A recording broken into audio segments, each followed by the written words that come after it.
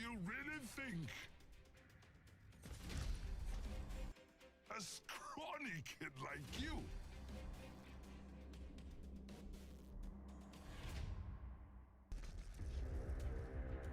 Forgive me. Only by understanding yourself will you understand your power. Welcome to Java.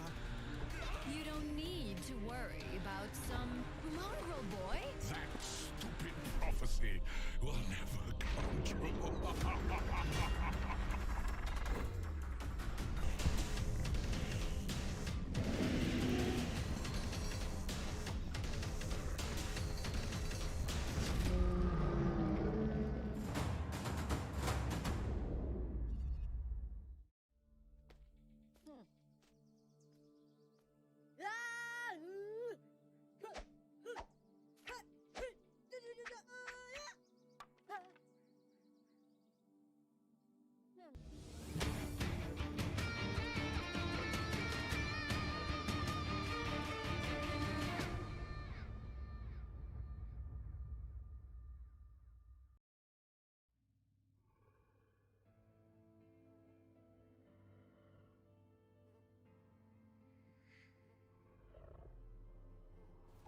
Rise and shine, buddy.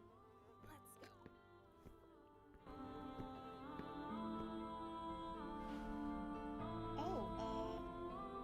Nice. Sumo, tomorrow you start dieting.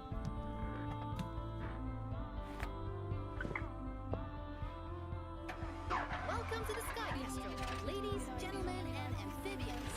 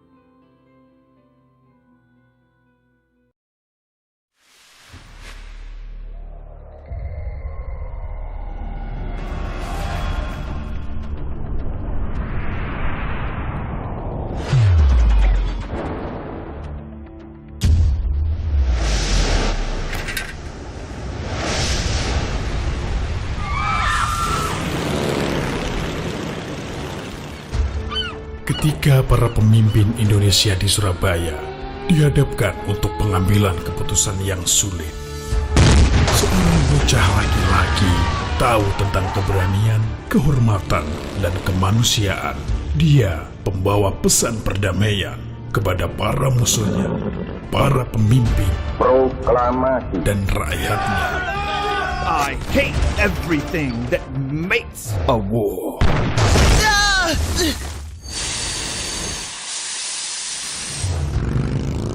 Hai Musa.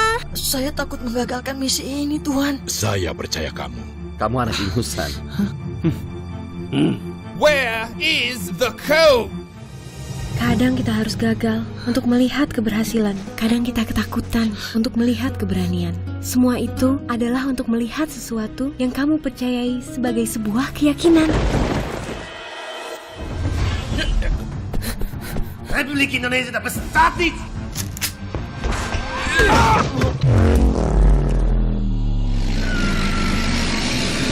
Selama banteng-banteng Indonesia masih mempunyai darah merah yang dapat memiliki dari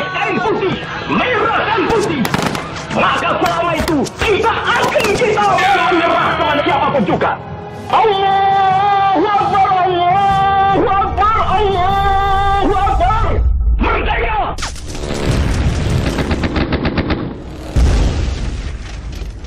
Jadilah anak yang kuat, pandai, dan cerdas di sini. Tidak pernah ada kemenangan dalam perang. Perang hanya menyisakan jejak penderitaan dan kehilangan segalanya. Merdeka! Battle of Surabaya.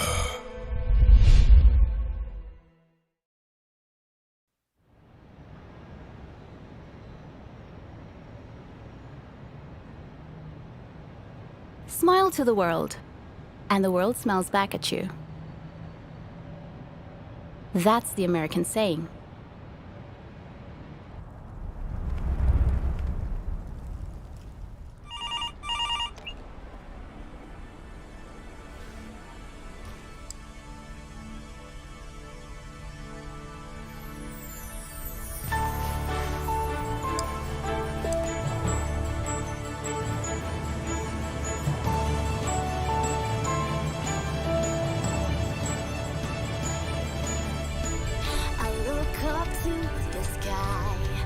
The bright lights touch my face.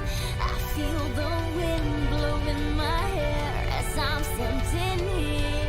As far as a pigeon flies, it knows where to go home and returns to its cage. Now feel my heart racing. I'm feeling amazing. Forget your sorrow, for the best thing is tomorrow. Jogja is a place where you and I were born and had childhood, love, and sorrow. I'll spread my wings and fly. Don't be afraid and take my hand. Together we'll chase our dreams. 'Cause you are the key to my life.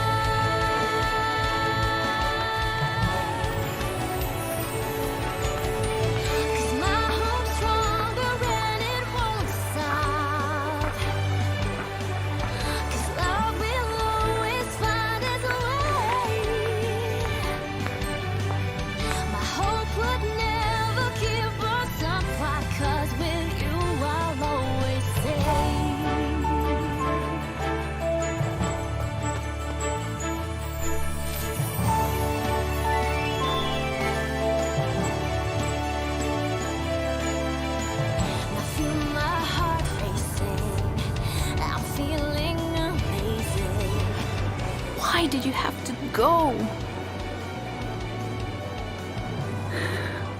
Now I'm lonely. I'm not afraid to believe in faith. I'll spread my wings and fly. Don't be afraid and take my hand. Together we'll chase our dreams. 'Cause you are the key. I'm a dove who always waits. I try to be patient. Pray to God for your salvation.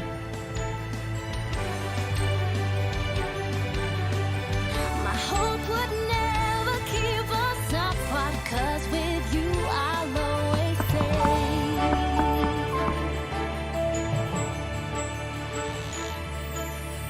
Aaron.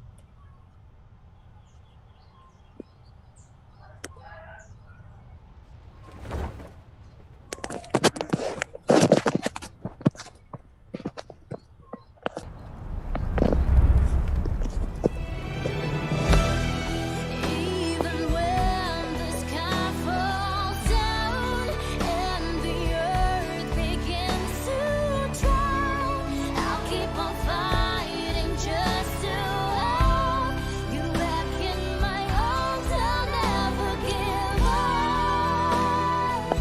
Every pain doesn't mean anything without your love. It's true. I'll save it all for you. I'll remember you.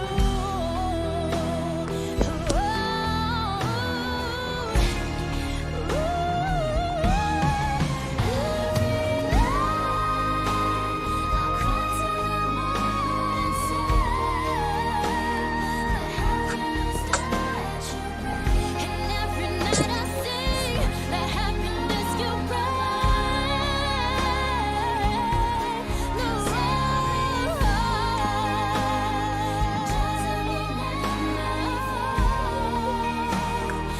Jaga Optimistic.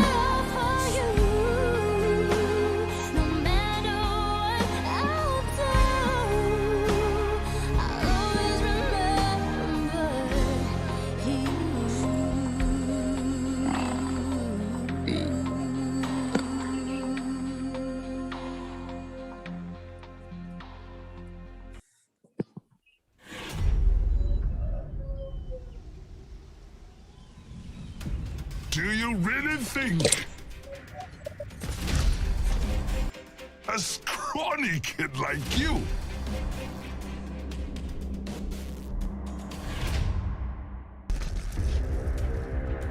Forgive me. Only by understanding yourself will you understand your power. Welcome to Java. You don't need to worry about some mongrel boy. that stupid prophecy will never come true?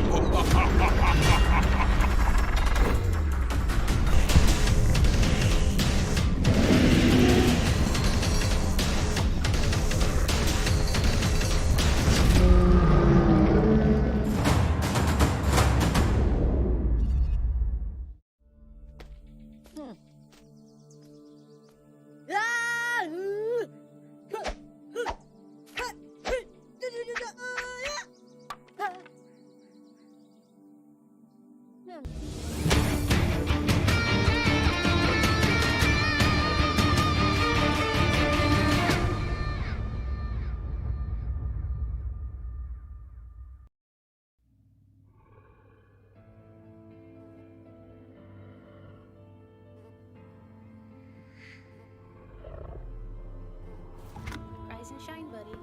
Let's go.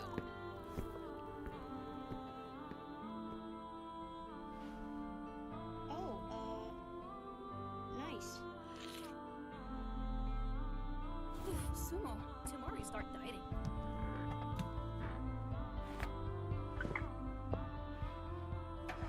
Welcome to the Sky Bistro, ladies, gentlemen, and amphibians.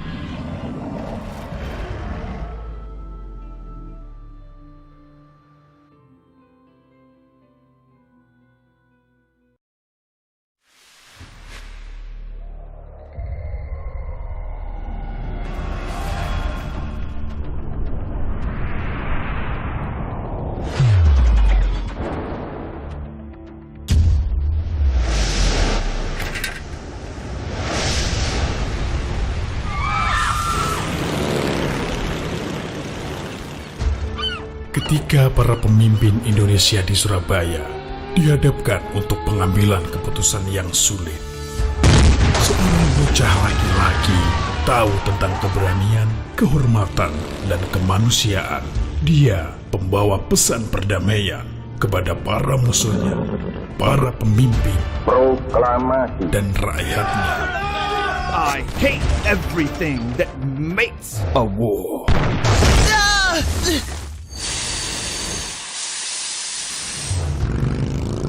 Hai Musa. Saya takut menggagalkan misi ini, Tuhan. Saya percaya kamu. Kamu anak ingusan. Where is the code?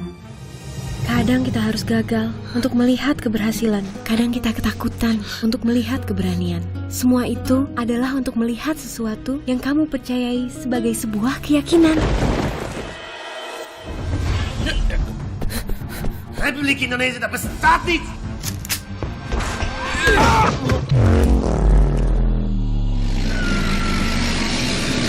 Selama banteng-banteng Indonesia masih mempunyai darah merah yang dapat memiliki setarik kain putih, merah dan putih, maka selama itu tidak akan kita mau menyerah kepada siapapun juga. Allahu Akbar, Allahu Akbar, Allahu Akbar. Merdeka!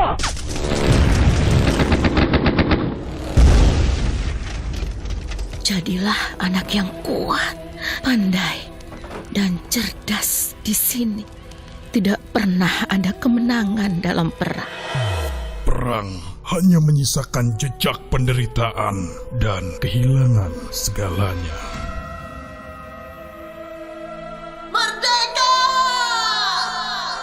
Battle of Surabaya.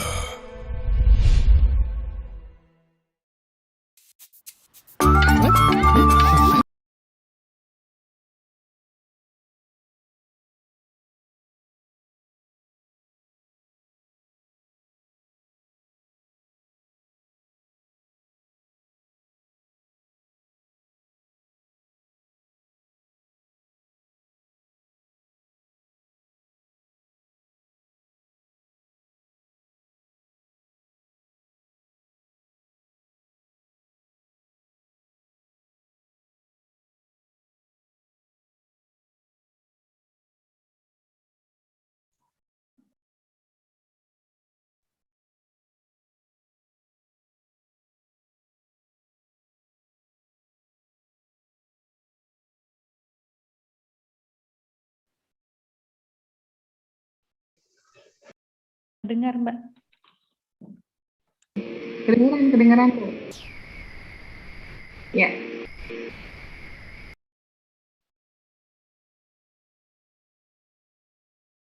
Waalaikumsalam. Warahmatullahi wabarakatuh.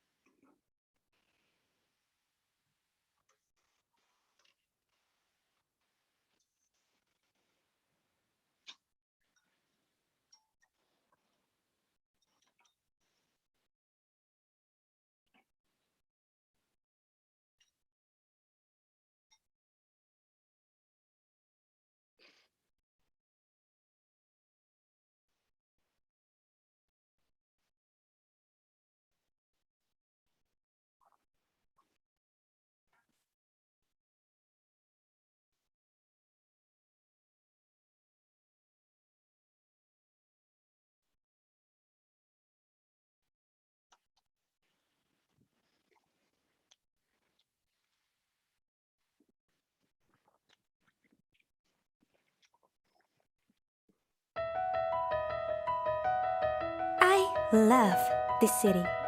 Everything about it. Food, culture, heritage, people, or how they complete each other. It's like the city is made for young people to learn and to be creative. In this mesmerizing city, I'm glad to be here. For years, Amikom has tried to make a suitable place for their students to feel more enjoyment in their learning process. We believe that learning is not something that the students should do, but it should be something that they want to do. That's why we always support everything that relates to creative and fun learning activities. It is the essential idea of creativity, associating fun and learning all together. One thing that I love about this university is that they allow us to experiment and try to make new things. It's okay to make mistakes and learn from them. So that's why they built so many facilities, labs, and also they have professional companies. We call it Professional Lab. We can experience what it is like to be in the real industry, what we need to be, the attitude, the skills, and everything that makes us valuable out there. It's like we are well prepared for something big. When I first got here, I was completely full of worries. Not because of entering a new phase, but about the future. I wasn't sure of what I was supposed to do at that time. But it turns out that everybody does the same. And Amikom made it easier for me. Everybody supports each other. The lecturers, staffs, employees, and all of my friends, they are so lovely. We have sport activities and great facilities. The cafeteria is clean and neat. And the food, they are delicious. We are like coming into a big family. If you are a person that into creative things, I recommend you to come here to feel the atmosphere. Enjoy the fun with the combination of nature, the city, and romance. Join us and let this place reveal the best of you. Come on, join Universitas Amikom Yogyakarta.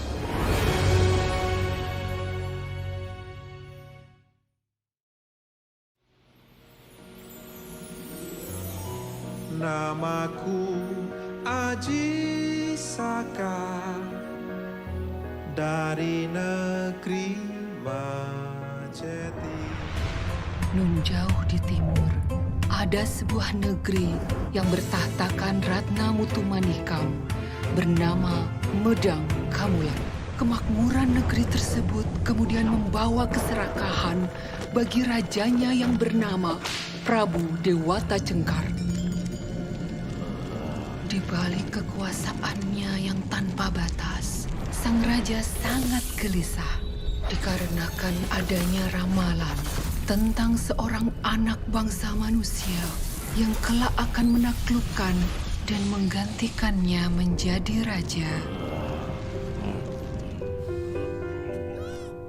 Nusantara yang gemah ripah loh jinawi, angkara durjana merusak nagari. Penderitaan manusia tak terperi. Doa dan harapan untuk sang penyelamat bumi. Pusaka sakti ini aku percayakan padamu. Apapun yang terjadi, jangan pernah kamu berikan pada siapapun, kecuali aku sendiri yang mengambilnya. Bangkitlah, kalahkan angkara durjana, bawa negeri. Pergilah ke Majeti, ambil pusaka itu di padepokanmu. Jangan pernah kembali jika tidak bersama pusaka itu. Sejika jauh, Paduka. Harus menangani perang besar diri sendiri.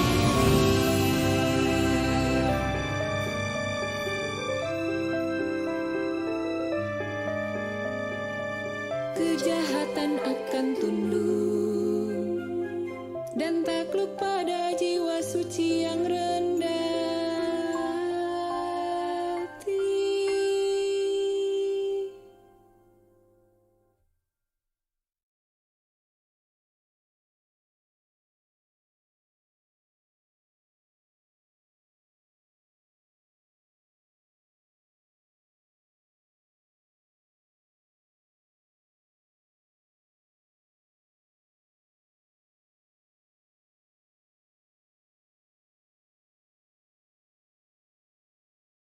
atau Telkomsel ya. Jadi bisa nonton di saluran Maxstream gitu. Itu baru trailernya. Jadi kalau mau nonton fullnya di situ ya.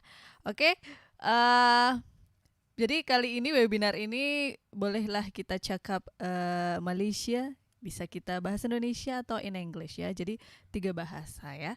Baik, yang selanjutnya adalah welcome speech dari Dean of the Faculty of Social Science Universitas Amikom Yogyakarta, yaitu kepada Mr. MH Taufik Lutfi STMkom. Kepada beliau kami persilahkan. Silahkan Pak MH. Ya, terima kasih Mbak Rona. Suara saya sudah masuk Mbak ya? Sudah Pak, silahkan. Ya, terima kasih. Bismillahirrahmanirrahim. Assalamualaikum warahmatullahi wabarakatuh. Waalaikumsalam warahmatullahi wabarakatuh. Pertama-tama izinkan saya menyapa yang terhormat Dato Dr. Syahrul selaku Deputi Dean UITM. Kemudian yang kami hormati juga para pemateri hari ini, Profesor Dr. Arzad selaku Direktur, Produser dan Scriptwriter Senior di UITM, serta Profesor Dr. Muhammad Sianto selaku Rektor Universitas Agung Jakarta. Alhamdulillah pada pagi hari ini, pagi yang sangat berbahagia ini, kita semua Amikom Yogyakarta dengan UITM bersama-sama mengadakan agenda yang sangat luar biasa, yaitu Amikom International Seminar 2021 dengan tema Success in the Creative Industry. Harapannya insya Allah nanti dari acara pada pagi hari ini akan dapat menjadikan sebagai sebuah kelanjutan dari kerjasama yang selama ini sudah terbangun di antara kedua institusi dan memberikan banyak wawasan bagi studen di kedua belah pihak. Kalau saya tidak salah, sudah hampir mungkin kurang lebih sekitar 3 atau 4 tahun ke belakang, Amikom dan UITM sudah bekerjasama di dalam berbagai bidang. Baik itu kaitan dengan pertukaran pelajar, kemudian terkait dengan publikasi bersama, serta kemudian dalam pelaksanaan internasional seperti ini. Mudah-mudahan kerjasama ini akan terus berlanjut dan memberikan manfaat bagi kedua belah pihak. Kalau saya lihat dari tema yang akan disampaikan para pemateri hari ini, yaitu Prof. Dr. Razak terkait dengan creative industry dan film production during the COVID-19 endemic era, itu merupakan sebuah tema yang sangat luar biasa untuk nanti kemudian memberikan wawasan bagi semua peserta pada pagi hari ini. Dan nanti insya Allah Prof. Yanto juga akan menambahkan materi terkait dengan the World 4th Industrial Revolution era. Materi-materi itu akan menjadikan sebuah knowledge bagi student untuk kemudian bagaimana ke depan itu menjadi bekal dalam pengembangan industri kreatif yang inline dengan kebutuhan dari industri. Sekali lagi, saya mewakili Amikom mengucapkan selamat berkegiatan pada pagi hari ini. Insya Allah sukses bagi kita semua. Mohon maaf jika ada yang kurang dari kami. Kebetulan ini hari ini di Amikom ada vaksin day, sehingga ini saya posisinya ada di belakang ini di tempat vaksin. Mohon maaf sehingga kalau ada yang kurang dari saya. Terima kasih untuk semuanya yang hadir pada pagi hari ini, dan sekali lagi terima kasih untuk para pemateri dan juga terima kasih untuk Dr. Syahrin atas fasilitasinya untuk kegiatan pada pagi hari ini. Demikian kurang lebihnya mohon maaf. Sekian, Assalamualaikum warahmatullahi wabarakatuh. Terima kasih Mbak Rona. Waalaikumsalam. Terima kasih Pak MH atas sambutannya. Kita lanjutkan ke acara berikutnya adalah welcome speech from UITM Malaysia yang akan diwakilkan oleh Dr. Syahrul selaku Deputi Dean Academic University Teknologi Mara Malaysia. Kepada Dr. Syahrul, silahkan, dipersilahkan. Terima kasih Ibu. Thank you very much. Assalamualaikum warahmatullahi wabarakatuh and a very good morning to all. Waalaikumsalam. Waalaikumsalam warahmatullahi wabarakatuh. Waalaikumsalam. Salam hormat buat Profesor Dr. M. Suyanto, Rektor of Amikom University, Datuk Prof. Technologist Dr. Abdul Razak Haji Muhyiddin, Bapak MH Taufik Lutfi, Bapak Erik Adi Saputra, dosen-dosen, and to all mahasiswa and mahasiswi Universitas Amikom. So saya sangat bangga. I feel honored to be invited to deliver this short welcome speech at Amikom International Seminar 2021.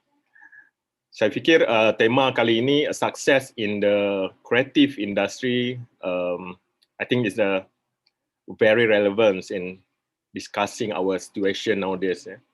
The two keywords here, success and creative industry, are reflections of the recovery from the pandemic impact. Seperti yang kita tahu, the creative industry itu sendiri indicably sangat terkesan dengan pandemic since last year. So this is a time for us to live with it because dia bukan lagi jadi pandemic tetapi sudah menjadi endemic. So we have to move forward because the next 5 years will be more challenging. So jadi kita sebagai mereka yang berada di dalam dunia industri kreatif ini akan berhadapan dengan banyak lagi cabaran, terutamanya communication technologies. Jadi sudah hampir 2 tahun kita berada dalam pandemik ini, saya fikir kita dapat sedar bahawa kita perlu menguasai lebih daripada ilmu yang sedia ada dalam kreatif industri itu. Sebab kita tahu yang ada banyak lagi perkara yang kita perlu pelajari, yang perlu kita kuasai dari dunia-dunia terutamanya dalam aspek teknologi yang selama ini sebenarnya itulah kita punya solution. Tanpa kita sedar, teknologi itu sendiri adalah solusi kepada banyak perkara, terutama apa yang telah berlaku sekarang. So kita tidak boleh lagi kalau dalam bahasa Melayu itu dipanggil shock sendiri ataupun full of yourself. Maksudnya kita cuma memikirkan tentang diri sendiri saja, tentang karya kita sendiri tanpa kita memikirkan tentang bagaimana penerimaan masyarakat negara kita, Malaysia dan Indonesia. Jadi kita seperti yang kita tahu di luar sana ada banyak lagi content in social media or new media. So like it or not, we have to compete with them. So seminar ini adalah salah satu saya fikir usaha untuk kita di dalam dunia akademik ini menuju kepada apa yang kita bilang sebagai sukses itu. So today as an opening day of seminar, we will be listening to the sharing session with two prolific figures in both countries, Indonesia and Malaysia. Kita ada Prof. Dr. Suyanto and Datuk Prof. Razak, and they are public figures. I mean the right persons to talk about the success of the creative industry as what we can see from themselves. So akhir kata, saya mewakili Vita UiTM mengucapkan jutaan terima kasih kepada keseluruhan kepimpinan dan warga Amikom kerana terus sudi berkolaborasi bersama kami sudah beberapa tahun seperti mana yang Mr. Imha beritahu tadi. So I hope we can success together in very near future and doing our big role in creative industry as an academic institution. So insyaAllah, thank you very much to all of you. Thank you.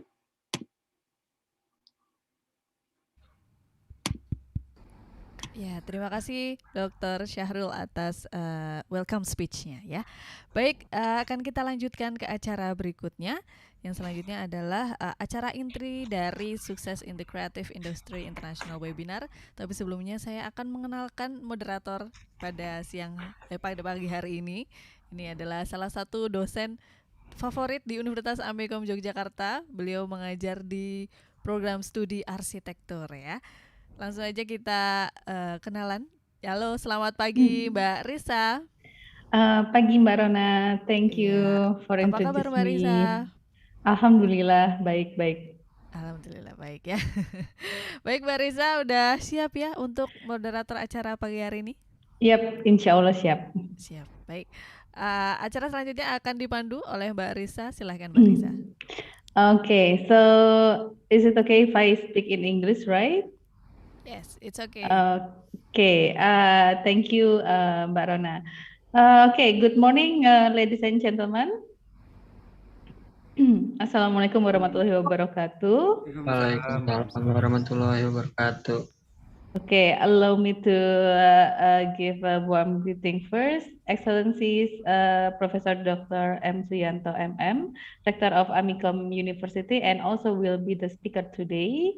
The Honorable Bapak M.H. Taufik Lutfi, Dean of the Faculty of Social Science, Amikom University. The Honorable Dr. Syahrul, Deputy Dean Academic University Technology Mara, Malaysia. Nice to see you here. And also the Honorable Professor Razak, our speaker today from University Technology Mara, Malaysia. And all the participants today, thank you for coming in the first session of Amikom International Webinar 2021 about success in the creative industry. Yeah, this is the honorable for me to be moderator in this session.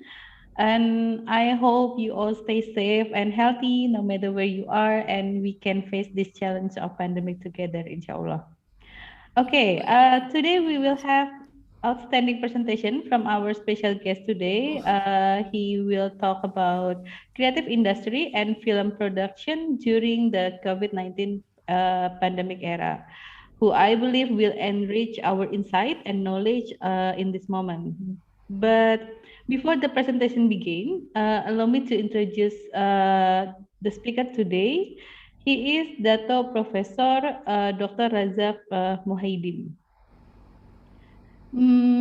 He has excellent experience. Razak Muhyiddin is a professor in the film, video, and creative art and media management in University Technology Mara, Malaysia. He obtained a BA in journalism and broadcasting from UKM and MA in film and video from the Northern Media School, Sheffield Hallam University, England, and a PhD in art management from UUM, a well-known and respected figure in the creative industry. He is a prolific film director, having directed more than 40 mainstream films. In recognition for his contribution to the film industry, he is listed in the Malaysia Book of Records for achieving the most number of films directed by an academician. He is a keen writer, having written numerous books and articles, and has often been invited to present in national and international academic conferences. Besides being engaged in numerous consultancy work, collaborating with the industry and community to share his expertise. He has written over 30 scripts for films and television and has won numerous special awards, among which are the Best Short Film at the 2007 RTM Short Film Awards, a special jury award for social community and culture, the National Academic Award for Art and Creativity, and the National Book Award for his book entitled Film Directing. For the past 31 years, he has been servicing University Technology Mara or UITM as a professor and has been the Dean of the Faculty of Film, Theater and Animation or FITA since 2011. He is also board member of National Film Development Corporation Malaysia or FINAS. Wow, that's amazing. So without further ado, I would like to welcome our speaker today. Please give warm welcome through Zoom reaction for Professor Razak. Thank you, Ms. Moderator. Can you hear me clearly? Yes, I can hear you clearly. Alhamdulillah. Professor Suyanto, my good friend. I hope that he's around with us today, and also those who are involved in organizing today's seminar. Thank you very much for inviting me as a representative from Faculty Film, Theatre and Animation. And of course, this is not the first time. We've been meeting up every now and then, every year in fact. Unfortunately, because of this pandemic, we tend to get stuck in a situation like this. But it is good because I can see that since we've been attacked by the virus COVID, we can see that more frequent communication is taking place between us and Indonesia. In fact, yesterday was a day where I think I slept quite late watching Sudirman Cup, Malaysia versus Indonesia. Yesterday was a very long day for us, I think, and very seldom Malaysia managed to beat Indonesia. But to us, this is sport, and we would like to have and treasure the time which we spend together.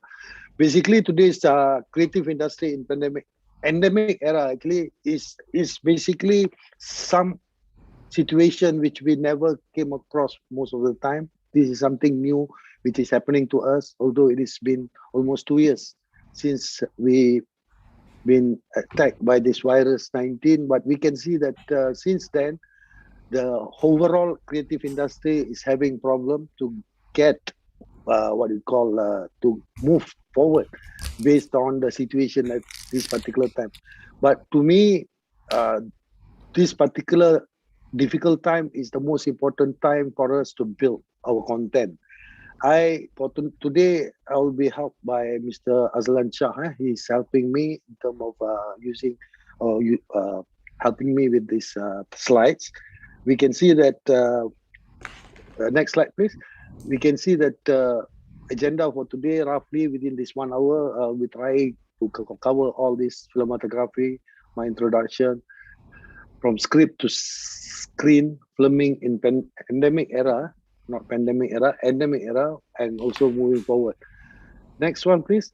If you look at some of the movies which I have created, most of the work so far, more than 43 films which I have directed, and out of that 43, I can say that half of it is my own script.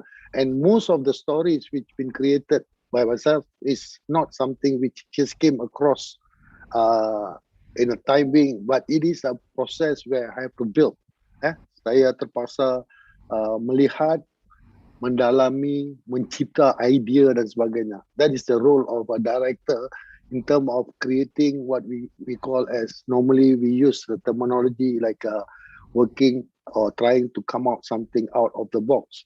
And normally, as we know, cita rasa penonton berubah dan berbeza. Dan setiap kali when we are talking about creating a story for audience, we must know that our audience varies. They came from different background. They have different selera ataupun mereka mempunyai selera yang berbeza-beza.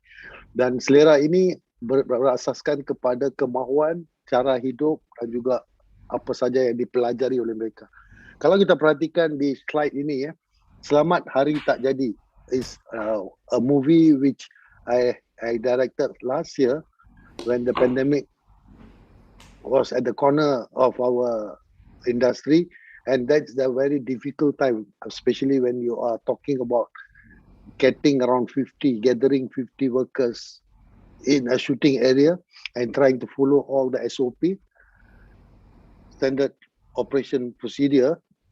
And we've been working under stress because we are worried that any one of our crew members will be infected by virus 19. So working in an environment with COVID around and with a very limited budget plus limited time, we are not allowed to shoot after 12 o'clock midnight, and we are not allowed to go to public places to shoot. All this give more opportunity for us to think further how to go about changing and also planning to do whatever we're supposed to be doing based on a script which been created before pandemic era.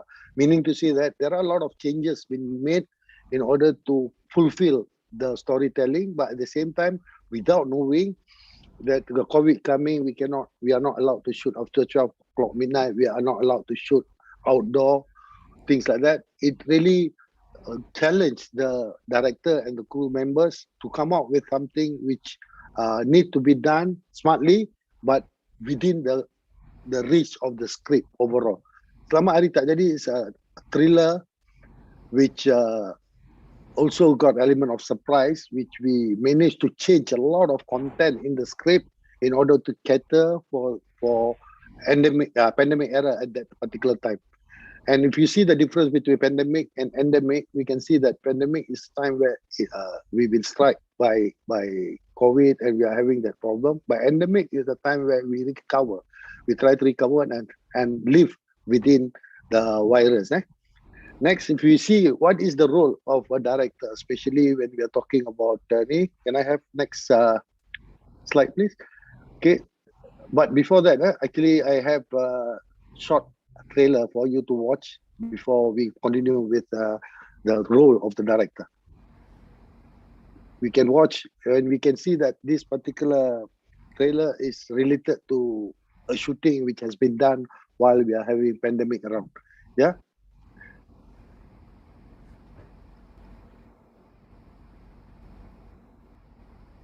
Cuti kena cancel. Hah? Cuti kena cancel? Ada mayat baru check in. Korang kat mana ni? Ha? Kenapa tak sampai-sampai ni? Dah pukul berapa dah ni? Family diorang dah bising tu tak? Jangan sampai mayat tu yang call pula. Hai.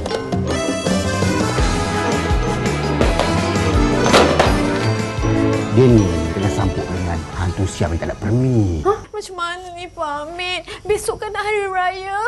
Tahu dekat aku boleh makan tu makan benda. Siap tu. Apa ni? Okey, kakak.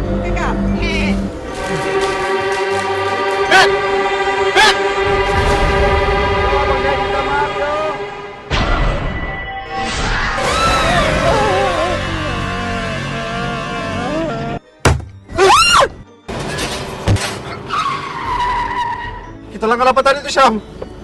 Manalah aku tahu benda tu laju. Keranda jatuh. Kampung kita ni terkenal dengan slogan muafakat membawa berkat. Dia tak takut dengan Didi. Bang, kenapa kita orang jadi depan, Bang? Dia hampir dekat dengan kita dan dia ada di mana-mana. Tupang kecing. Jangan kencing sembarangan, Ju.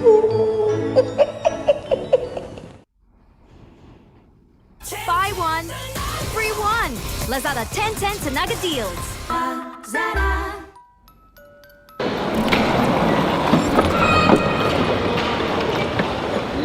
Okey, kita ni baru sampai di KL.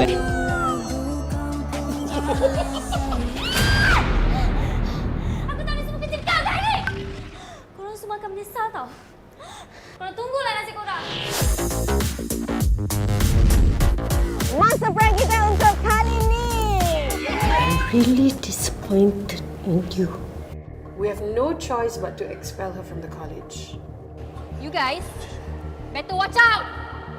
Wah, korang akan menyesal. Why?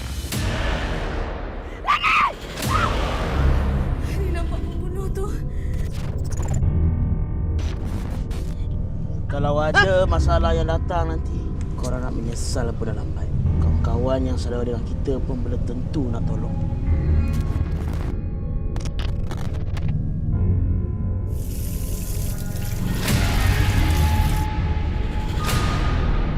Buat apa kat sini? Ni apa?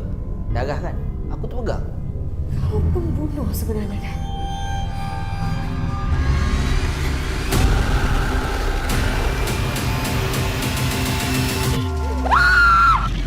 Selamatkan mami aku tau.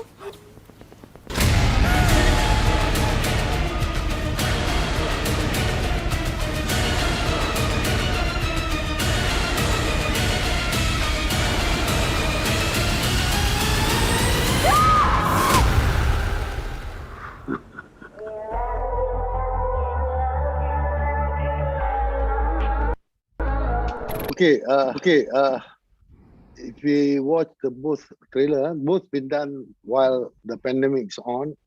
One at the time where it just started, at the particular time we don't know how's the virus been transformed. We don't have any idea about how to overcome the situation at that particular time. But basically, if you notice, most of the shot, especially the second trailer, which is Selamat Hari Tak Jadi, been done indoor.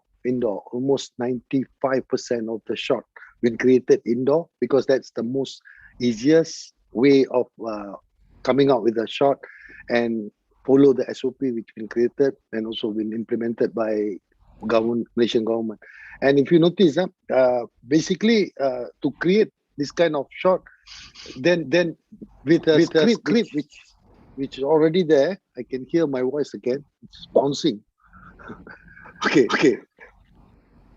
And if you see what is the role of the director when we are talking about working as a director for a film, we can see that the film director is a person given the responsibility by the film producer. We must know the difference between the director and the producer, okay, to guide and form a group of crew from aspect of creativity, technical, management during the pre-production, production, and post-production. In production, as far as I've been told, that those who are following us today, most of them are new students, which is in this particular creative world, and might not understand or might not be able to know what are the terminologies being used in production. But in short, what we can say that crew is a person who helps the team to create the movie. When we are talking about pre-production, production, post-production, is the process where before we start shooting, there must be a lot of planning to be done. Production is a time where cameras start to roll, when we start to work on a production, and post-production is mostly on the process of editing, finalizing whatever we have shot. The film director will always work with the camera, because the way a message is conveyed from director is through visual. This is the most important part when we are talking about creating a production. In endemic era, we can say that a lot of production house, a lot of TV stations, cinema has been closed down, and we know that the only area which is at the moment is making money when we are talking about a lot of people working from home is through OTT, over the top, which is also, we can call it as internet TV.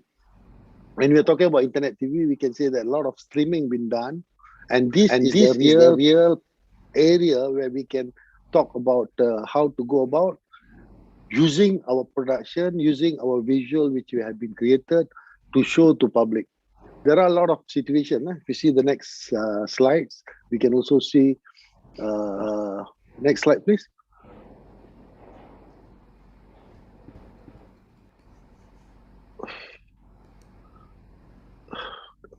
Ustaz Lan, next slide please.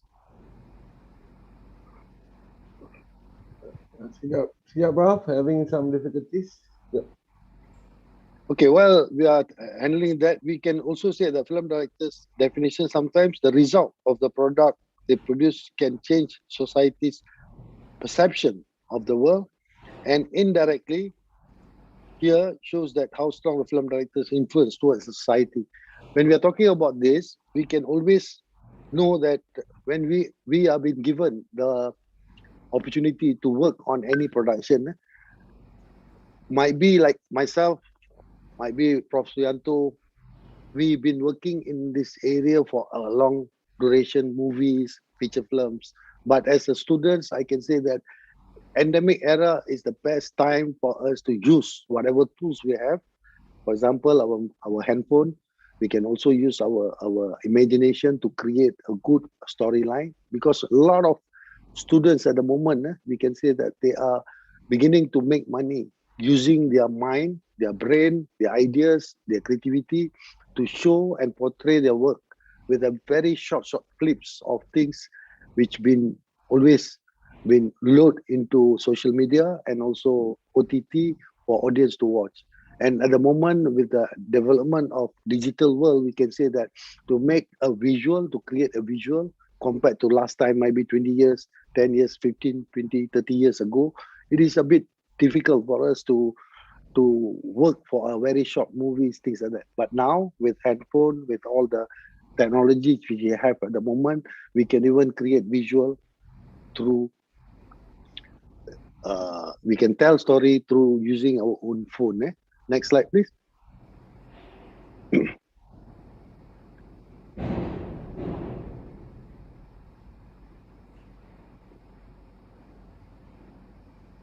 we go to from script to screen. This is the most important part in any storytelling. Sebagai seorang yang mempunyai kreativiti untuk menghasilkan sesuatu cerita, seseorang itu perlu memastikan bahawa sebagai seorang pengarah, apabila kita menerima sesuatu skrip, kita perlu bertanya banyak soalan, banyak soalan yang perlu ditanya berkenaan dengan perkara ini. Untuk kita nak tukarkan sebarang tulisan kepada visual di screen, to change from script to a screen, we have to read the script many times. Kita perlu membaca skrip itu berulang kali. Apabila sudah memahami konsep script tersebut, kita perlu bertanya soalan. We have to ask question to ourselves. What is the main idea or the theme of the story? Main idea and the theme of the story is very much related to the need, and also how do we go about looking at the audience analysis. There are a lot of audience. If you are talking about the main idea and the theme of the story, which one will cater better to our audience or our focus group, whoever we are working for. For example, kalau kita hasilkan karya untuk kanak-kanak, anak-anak kecil, mungkin kita perlu melihat bagaimana cara nak menggunakan idea tersebut supaya dia sampai kepada kanak-kanak. Kalau sekiranya kita cuba sampaikan cerita kepada remaja, bagaimana caranya. Dan yang kedua adalah what is the message and values in the story. Sebagai seorang yang menghasilkan karya, kreativiti, seorang director ini perlulah mempunyai tanggungjawab kepada masyarakat supaya apa saja values ataupun message yang kita nak sampaikan itu boleh membina sesuatu bangsa dan agama. Tentu sekali apabila kita melihat atau menghasilkan suatu karya itu, kita perlu melihat sejauh mana cerita itu boleh membantu penonton apabila mereka menonton, dan mereka dapat kita dapat menilai dan juga memahami erti sebenar sesuatu kehidupan dan sebagainya. And then thirdly, how the script will be visualized, patterned, colored, developed and restructured in collaboration with the director, scriptwriter, cinematography and production designer. Here we can say that there are a lot of crew's responsibility being spelled out.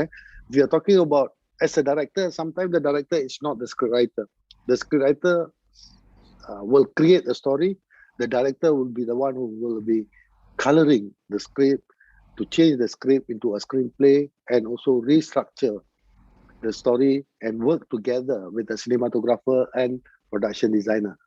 Okay, and we must also know that when we are talking about this, as now I mentioned about target audience in particular, we must also know that whether that particular story can cater for audience from whatever age group which you are talking about. Kalau misalnya, kalau kita tahu bahawa selera penonton berbeza, dan kita tahu bahawa apabila kita menghasilkan suatu karya, ia perlulah menepati cita rasa penonton. Dan dalam zaman sekarang dengan dunia teknologi dan sebagainya, penonton mempunyai pilihan yang banyak. They have a lot of choices for them to watch, and there are a lot of channels, OTT channels, TV, pay TV, free TV, and also there are a lot of social media which relates to short clips which they can watch anytime. So meaning to say that now compared to last time, we have a lot of opportunity to look at whatever we want. The best filmmaker, the best creator of concept will manage to capture a lot of people to watch his or her work. Yeah. Next slide, please. And in looking at that, whether you are working on a long script or short story, okay, always we must remember that in creating any kind of story, we must have 3-act structure. The storytelling message is also very important in producing a film. Viewers are looking for meaning in film. They watch, as since Greek times, which uses theatre as a tool to convey meaning of messages, who uses the 3-act structure. 3-act structure is the most important thing when you look at any script, whether it's a long one or a short one. A director needs to be sensitive to economic factors, social sensitivities, environmental culture, so that they don't violate the norms of the society. It's very important for us to understand. If you are working for international market, for example, we must always remember that every country, every religion, every race, they have their own society norms which need to be addressed. Next, if you look at the three-act structure, next slide please. You can see here clearly that in any storytelling, there must have Act 1, Act 2, and Act 3, whereby in Act 1, expositions situation where this is where in Act 1 we will start to introduce our character, memperkenalkan the character, memberikan habit kepada karakter tersebut, menggunakan peluang untuk menunjukkan bagaimana suatu karakter itu diperkembangkan. Kemudian baru kita akan sampai kepada Act 2. Okay, dalam sesuatu cerita ini, apabila Act 2 ini digunakan, rising action and crisis will be defined. This is where the setback takes place, where a lot of issues will be given. All right, this three-act structure can be divided into three different timing. For example, if it is 1 hour movie, we can say that around 20 minutes for each act is crucial enough for us to work on it. And the Act 3 is where the following action, whereby climax will be introduced. And sometimes we can also use certain situation in Act 3 to be coincide with Act 1 or Act 2 to reveal and create the human interest value in storytelling. Next slide, please. If you look at the situation here in process in visualizing a story, a creative person will be always looking at these areas in order to tell. After getting a script, a director will visualize the script together with the assistant director, cinematographer, and also production designer. We need to say that it is not only one-man show. Most of the time, as a director, we always think that director is the only one who will be doing this. He can't do alone. Of course, in any production, especially big budget production, the work will be done by more than 50. Sometimes it will go up to 100 or 200 people working in a production. In Hollywood, for example, if it is $1 million production, there will be sometimes more than 1,000 people working towards achieving the need of the story, right? And when they are talking together, the assistant director, the cinematographer, and the production designer normally will discuss what to achieve. The director will be giving his idea, his thought to all these team members, especially crews, the head of departments, to understand what is in his mind. In order for us to achieve what we are needed, the director will enhance the storytelling plot. Enhance the storytelling plot in order to make everybody understand. Some directors will receive a script which already been written without even knowing who wrote the script. Sometimes the script will be arriving with the scriptwriter. The scriptwriter will be sitting together with the director to discuss further about the changes which might take place. A lot of questions will be asked. A lot of mind mapping will take place.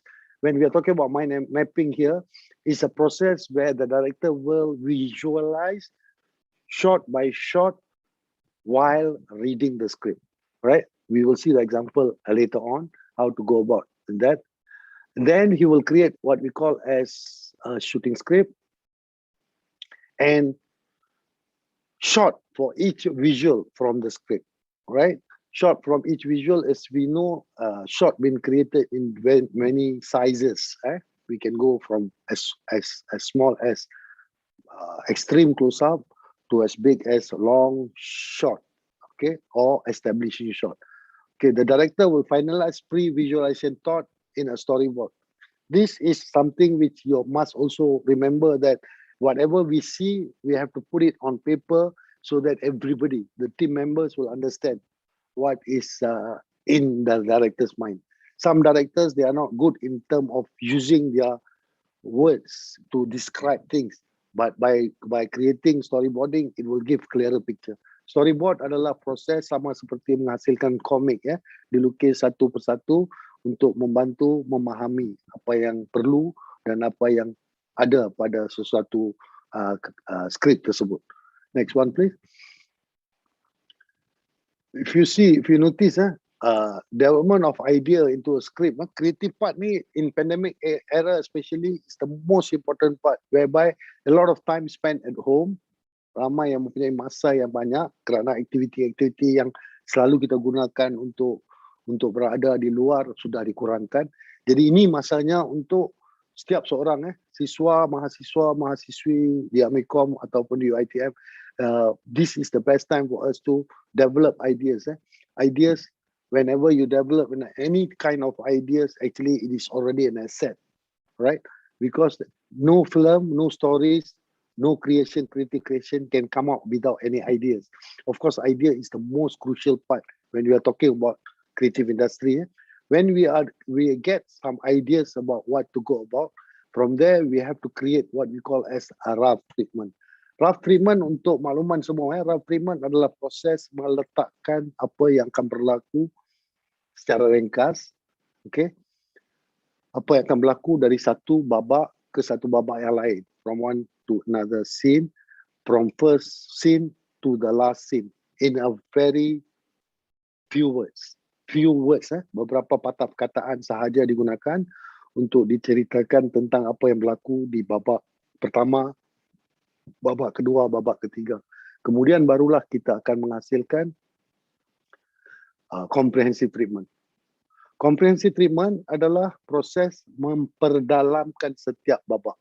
Memperdalamkan, nanti saya akan tunjukkan contoh apa yang dimasukkan dengan comprehensive treatment dan juga rough treatment. Misalnya, apabila kita pergi ke level yang keempat, apa yang dipanggil sebagai script draft.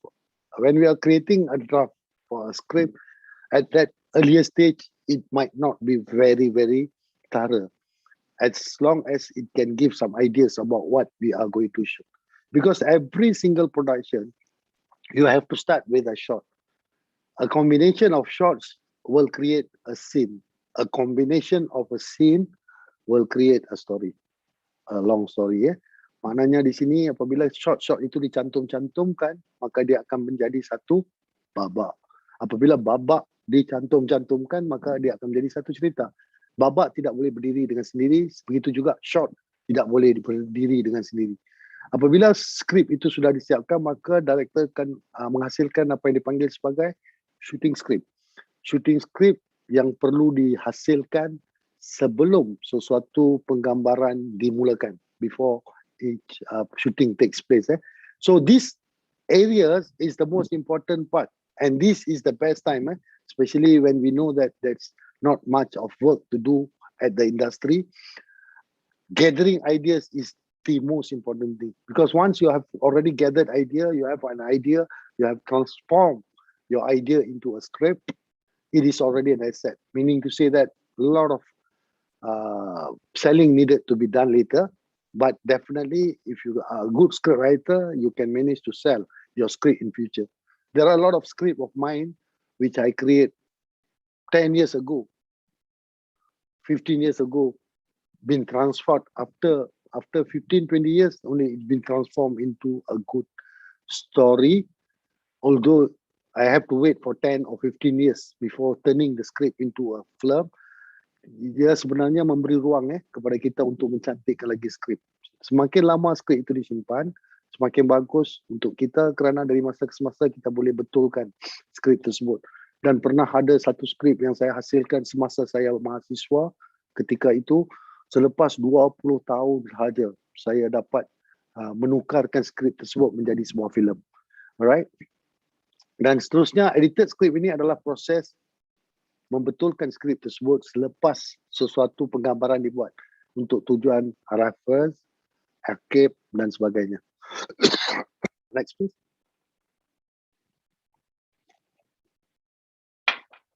Okay, saya mahu pelajar yang ada memerhatikan kandungan skrip ini semasa musim pandemik. Apabila sesuatu skrip diterima, saya gunakan babak satu dalam Selamat Hari Tak Jadi sebagai contoh.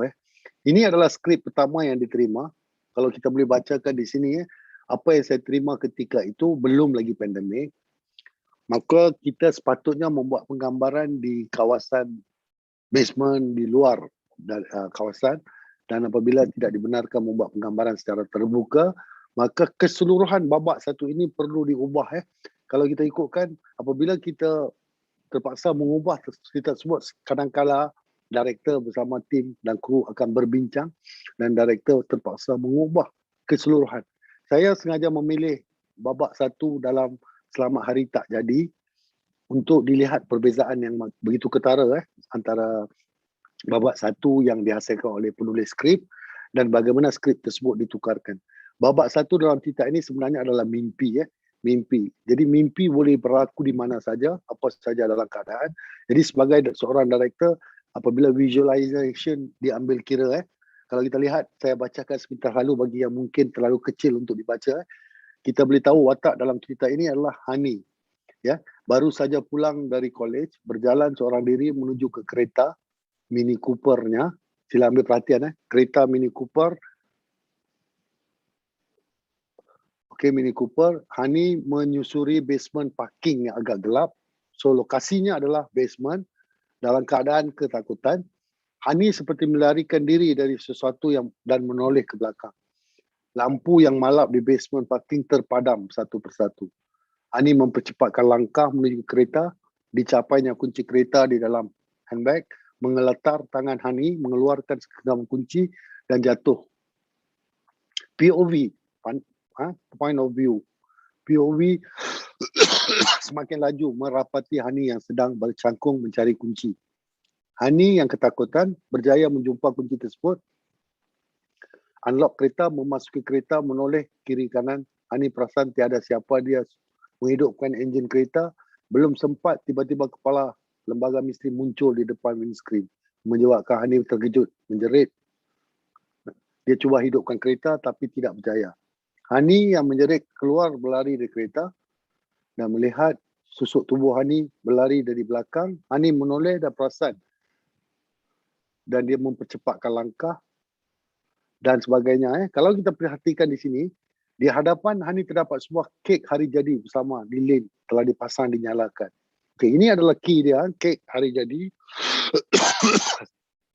Dia merapati kek tersebut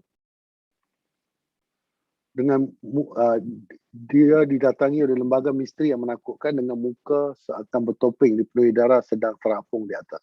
Okey, kalau kita perhatikan key point yang saya sebutkan tadi, semuanya diubah dan cerita babak pertama ini keseluruhan ini adalah seperti yang saya bagi kita tahu tadi, skrip yang telah disiapkan. Tapi kalau kita bercakap mengenai rough treatment mungkin memberitahu bahawa Hani didatangi oleh pembunuh yang cuba membunuh dia. Itu saja kalau kita bercakap mengenai rough treatment. Kalau comprehensive treatment akan menceritakan secara detail. Jadi apabila kita mendapat cerita tersebut di masa pandemik, kita tidak dapat membuat penggambaran di luar, maka kita telah mengubah skrip ini. Kita tengok contoh apabila telah diubah. Boleh kita tengok skrip baru?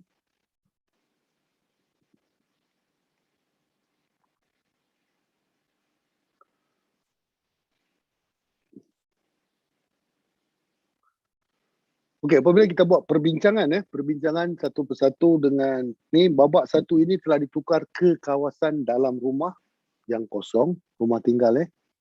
Can we have another slide please?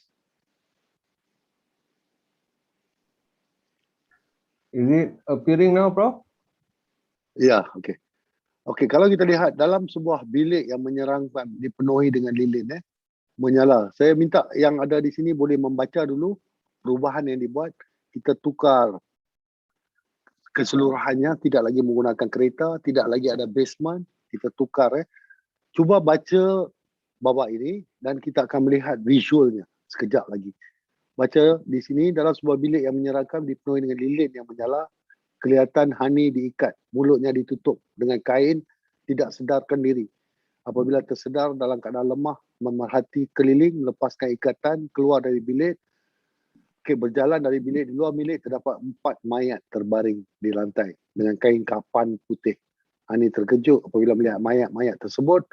Dalam ketakutan, Hani berjalan perlahan di celah-celah mayat ke arah belakang. Hani, mayat-mayat tersebut bangun satu persatu sambil duduk memerhatikan Hani. Hani menoleh, mayat-mayat itu tidak kelihatan lagi. Hani turun tangga, di bawah dia ternampak lembaga hitam bertopeng sedang merenung sambil memegang sebilah kapak. Hani menjerit. Lembaga itu kelihatan di tingkat bawah rumah. Hani menjerit ketakutan. Lembaga misteri mendekati Hani di bahagian tengah atas tangga. Hani terus menjerit. Lembaga itu terus merapati muka Hani. Hani menggigil ketakutan, ya, menjerit dengan kuat sekali sambil menutup muka. Kedengaran muzik dimainkan dari kotak muzik. Perlahan Hani membuka tangan. Lembaga misteri tidak lagi kelihatan. Hani bertambah panik dan takut. Menuruni tangga mengikut arah kotak muzik. Next please. Apa yang sedang saya bacakan ini akan kita juga lihat dari sudut visual nanti, ya. Hani terlihat sebiji kek bertulis selamat hari mati Hani. Okey, kalau kita lihat tadi dalam skrip yang telah diubah suai sebelum itu, ini adalah poin yang saya sebutkan tadi. Kek masih ada dalam cerita babak ini.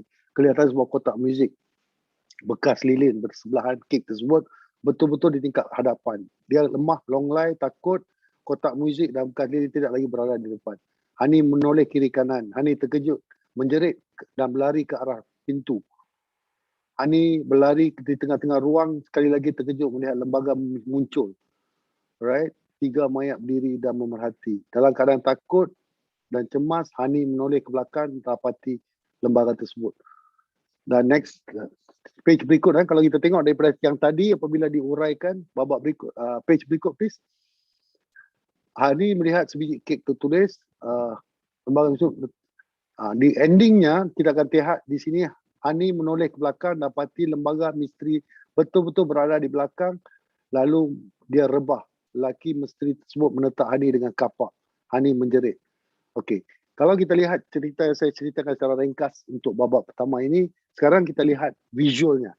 Cuba bayangkan apa yang telah dibincangkan, bagaimana babak ini telah divisualiskan, the mind mapping been done, and after doing the mind mapping, the changes been taken place, and we change the visual into what we are going to watch now. Right, carry on.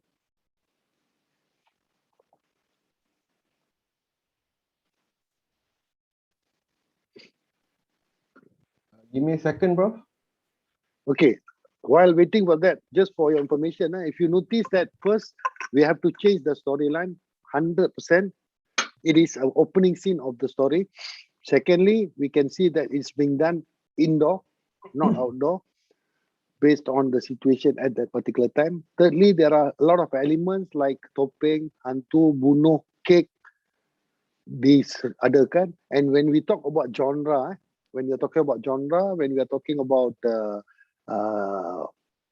concept and theme of the story, it is it's a thriller, thriller seram, cerita seram. Jadi apabila cerita seram, maka sinematografer akan memberi gambaran, mencadangkan jenis lighting yang digunakan, what kind of lights we are going to use, dan how we are going to use that light to transfer the situation into a very moody environment, and we use small lights. Okay, wait, let's pause this. Big screen, please.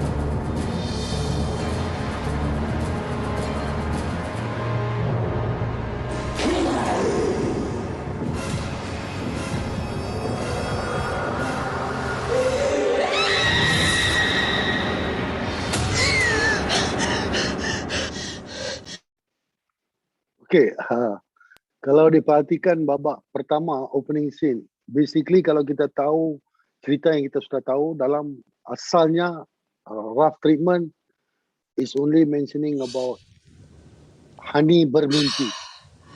Kalau comprehensive treatment akan menceritakan tentang bagaimana dia berjalan dari ikatan tersebut, dia bangun, dia turun, dia nampak mayat, dia turun tangga, dia jumpa kek, kemudian dia dibunuh. Tapi skrip asal seperti yang saya bacakan tadi ya, we can see that it is very detailed. We can see that the lighting, very gloomy kind of lighting. We can see that there are a lot of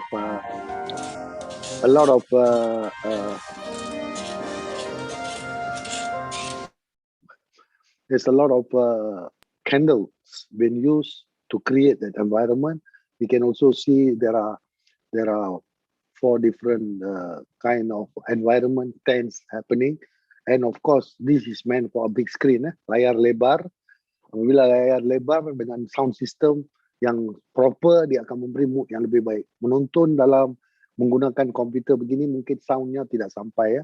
Tapi satu yang kita perhatikan di sini, babak ini tidak mempunyai langsung dialognya, tidak ada. Jadi apabila tidak ada dialog, lebih mencabar untuk menghasilkan satu cerita tanpa dialog, dan dia perlu menggunakan suasana, dan juga kalau diperhatikan ada elemen memperkenalkan karakteristik digunakan. Semua ini bukannya dibuat selepas sesuatu syuting dibuat. Dia perlu dirancang sebelum penggambaran dibuat. The planning part, when we are doing the pre-production time, we have to already budget what we are to do, how long the visual going to take place. The director will visualize how it is going to happen. Before that, the difference is when we are talking about big budget movie production, the set will be built according to the script.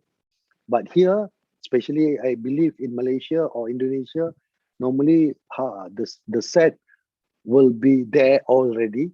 The director need to go for recce, meninjau, melihat lokasi penggambaran yang bakal dibuat, memberi arahan di mana lampu-lampu akan diletakkan, bagaimana keadaan dalam bilik tersebut, dan memaklumkan kepada sinematografer dan kameraman serta pelakon bagaimana dari mana dia akan keluar, di mana dia akan berjalan, di mana dia perlu berhenti, di mana dia perlu menoleh, di mana dia perlu. Dan kalau diperhatikan semua shot tersebut sehingga dia turun tangga dibuat dengan hanya satu shot.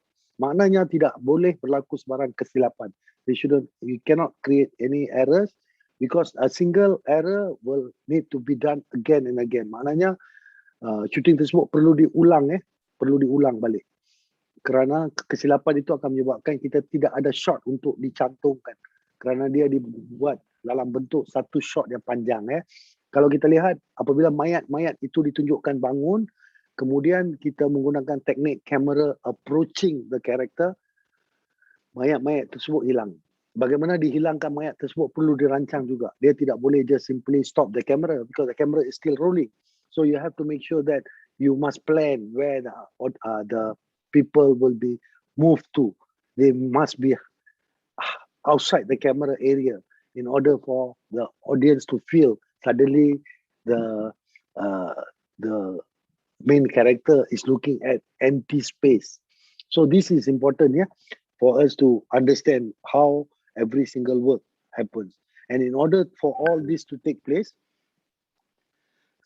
we have another visual preview. Do we have another visual preview, Mr. Azlan?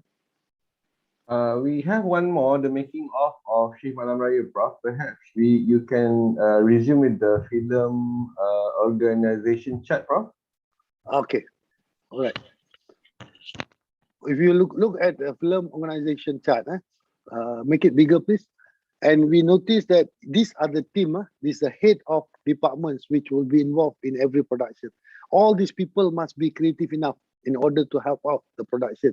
If you look at the black box there, there's executive producer and producer, right? Misalnya kalau kita tengok Haji Saka just now, cerita yang ditunjukkan, yang dihasilkan oleh Amikom, executive producer dan producernya tentunya Pak Suyanto, Profesor Suyanto sendiri menjadi executive producer. Kerana executive producer adalah orang yang bertanggungjawab mengeluarkan uang, ongkos untuk penghasilan karya tersebut. Merah itu adalah director dan dibantu oleh, kalau kita lihat yang warna kuning, yang kuning itu adalah location manager, casting director and production manager. These three people are involved in production where they have to go and look at the location, they have to control the budget. At the same time, casting director is the person who will identify the person who is going to act, an actor and the actresses, whoever involved in production. Production manager is the person who manages, helping the producer to manage the production. In any production, there are creative team and also there will be a management team. And to make our work easier, every creative director will have their own team, which we can see. Ada suara lah masuk, saya diganggu, saya tak berapa clear. Ada suara lain yang masuk. Okay, if you notice here, assistant director will be helping the producer. Assistant director will be helping the director and will become a layer between director and also the producer. Head of departments, if you notice here, director of photography, they have assistant camera, the gaffer, all right? We also have sparks, best boy, clapper, right? Focus puller, grip. All this, the left one, the box at the left side belongs to a director of photography. Sound designer, sound recorder, and boom will be in sound department, whereby nowadays in filmmaking, we are going for direct sound. Compared to last time, we have to go for dubbing. But nowadays, everything will be recorded live at the location. That's why we need to look for a location where it is very, not very busy, or it's very quiet for us to create a right sound and right effect, right? Production designer will work closely with the director in order to make sure that whatever been designed is being captured right mood of what director wants. Art director will be helping, like this now when we watch the first scene just now, we can see that art director's work is to create all the effect which relates to props which is in that particular house. Daripada tali, lilin yang digunakan, kapak yang digunakan, pocong-pocong yang ada dalam rumah itu, right?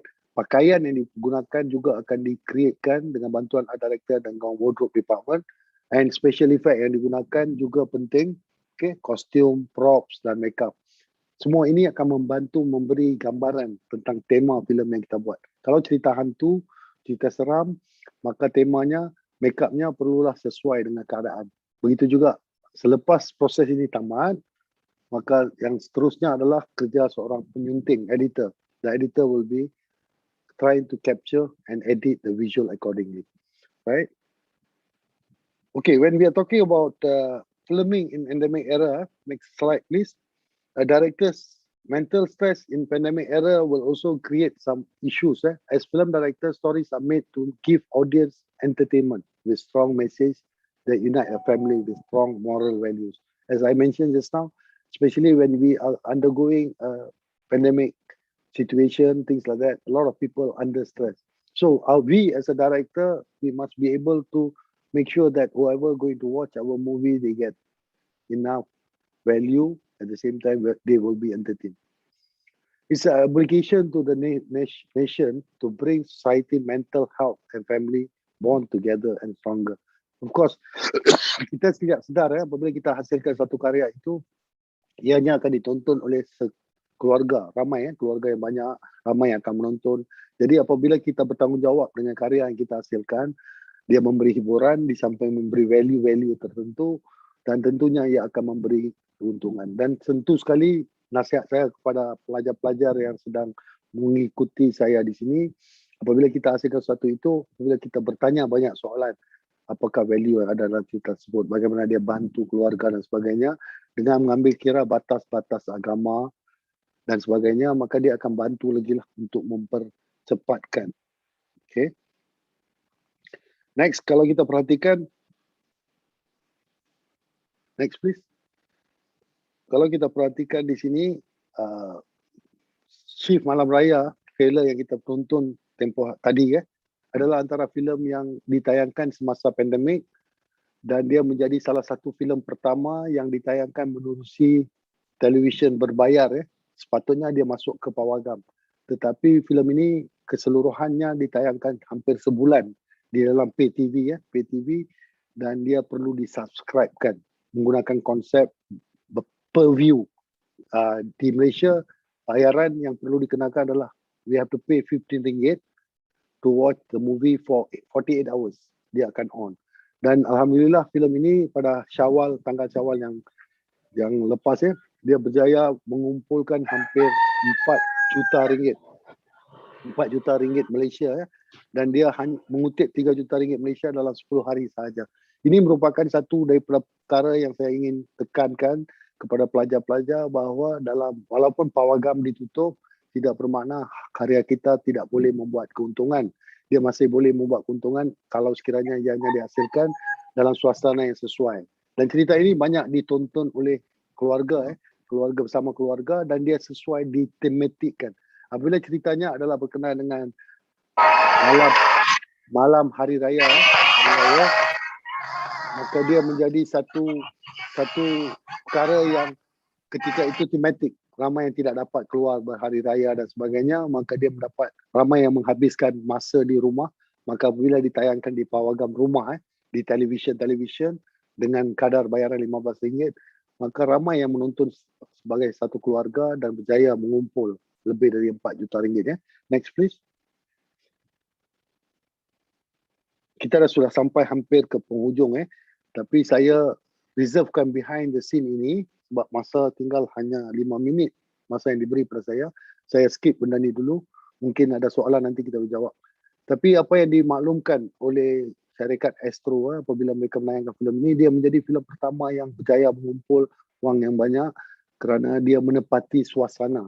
Sebab itu kadang-kadang kita fikirkan apabila pawagam ditutup, pengkarya tidak dapat mencari makan.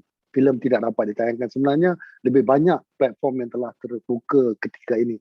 Kalau di Malaysia saja sudah ada lebih daripada 13 channel stream OTT yang ada, yang telah memberi peluang kepada ramai pembikin filem.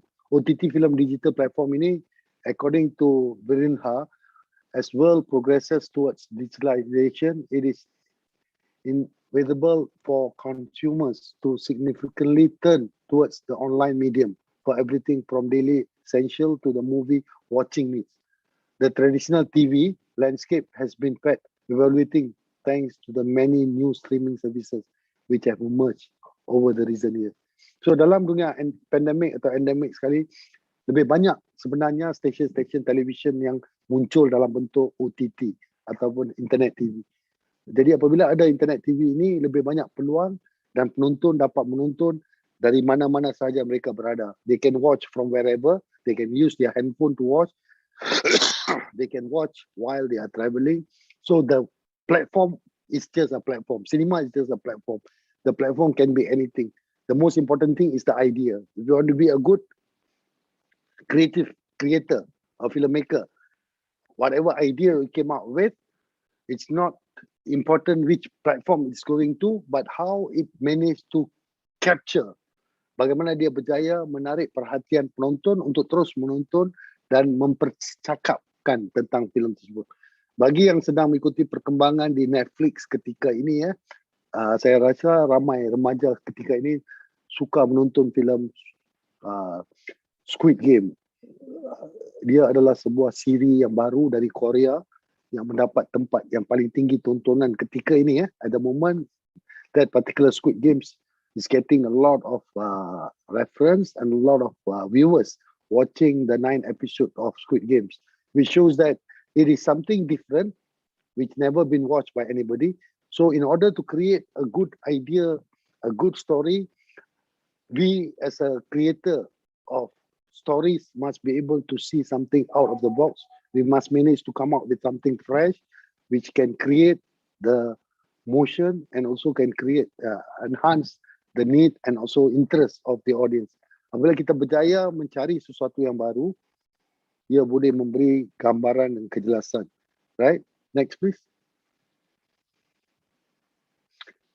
When we are looking about pandemic stage action plan, di Malaysia ataupun di mana sekalipun sekarang ini, apa yang diperhatikan dalam proses pembikinan karya-karya kreatif ini, seseorang perlulah fully vaccinated, right?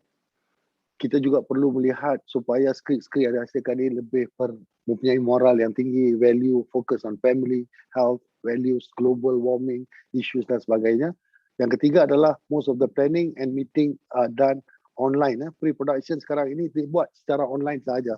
Ramai yang bercakap, berbincang. Kalau dulu semuanya perlu bertemu face to face. But now we just need to discuss, and a lot of changes, ideas can be done, discussed through platform like what we are at the moment. Seperti mana sekarang ini, saya sedang bercakap kepada lebih dari 113 orang penonton dan masih boleh lagi diteruskan. Alright.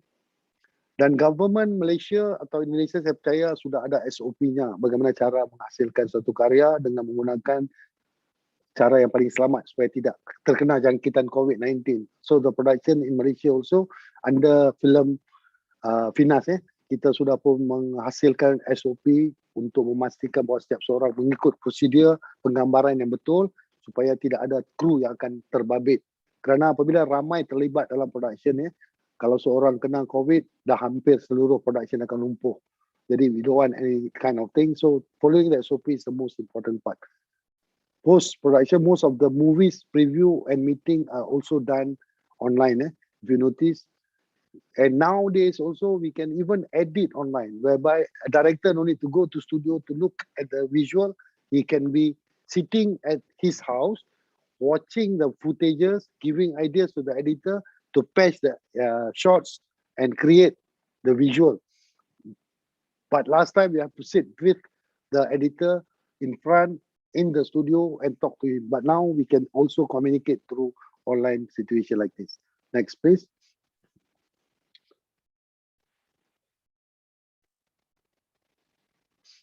Okay, I want to summarize because I think it's less than 1 minute.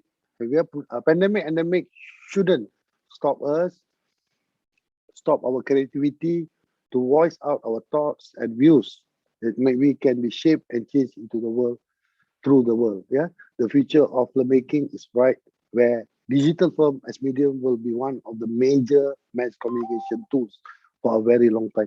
This is not what we are. We are not going back to the old kind of way of doing things. We have to think of how to go about work within the endemic era, how we can work this. Last time we never thought of, most of the time, like this international seminar like this, normally Prof. Suyanto will call us to go there to Yogyakarta, or sometimes they come to Malaysia.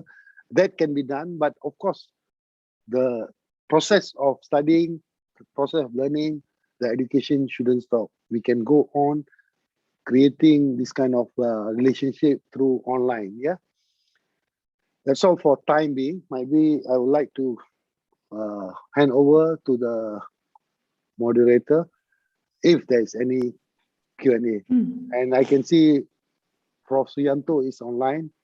Terima kasih Prof. Suyanto kerana menjemput saya. Terima kasih. Okay. Yeah. Thank you so much, Prof. Razak, for your great presentation. Yes, Prof. Sianto also here. He was listened to all your presentation. It was really great.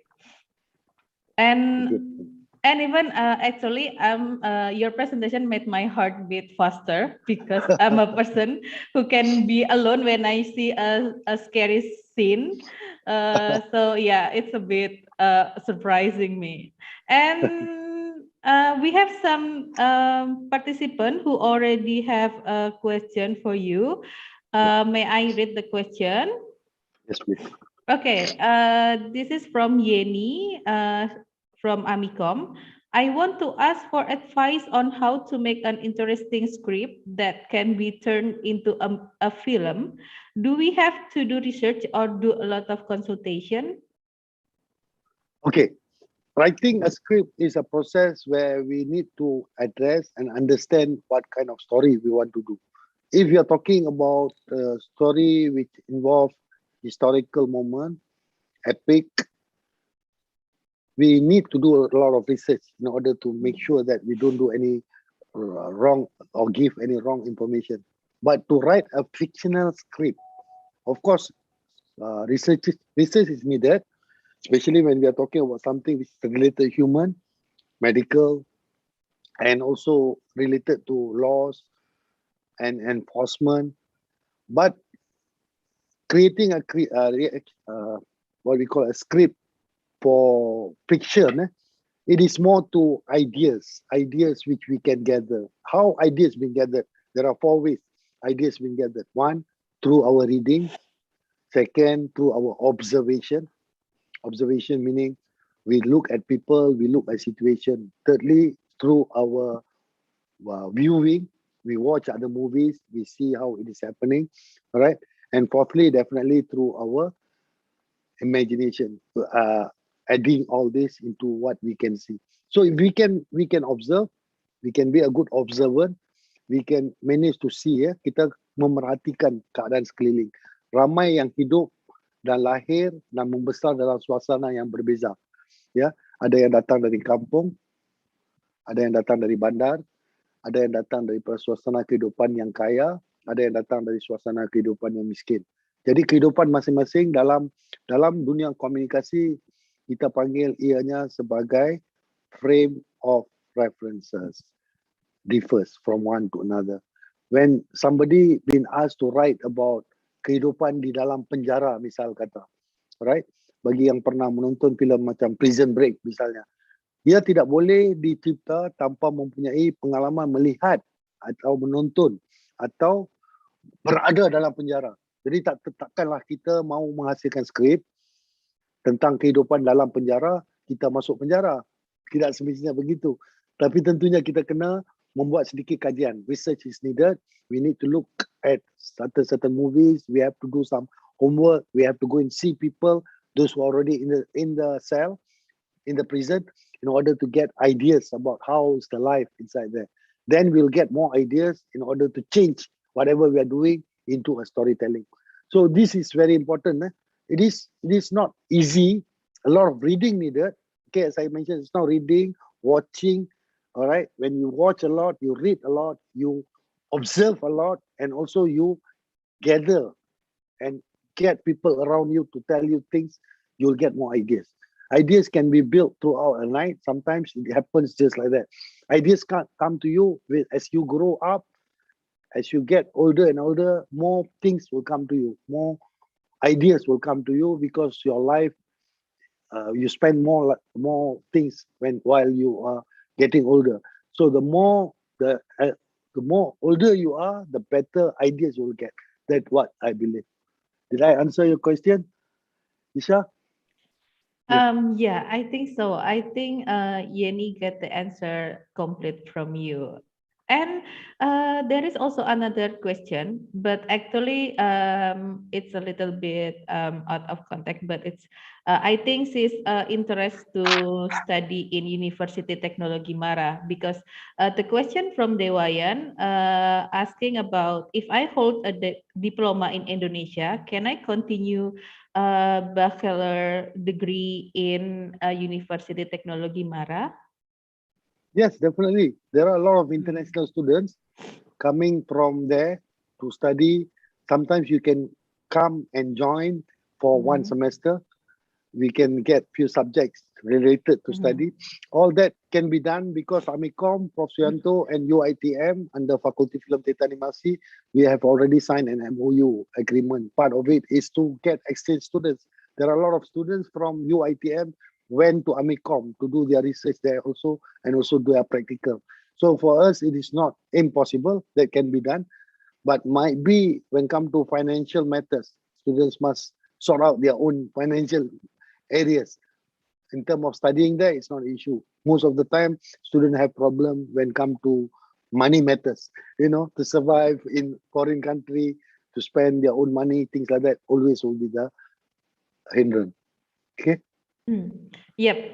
Yeah, you're right. Thank you for the response. Yeah, I hope they can continue to join in your university because I think it will be a great experience.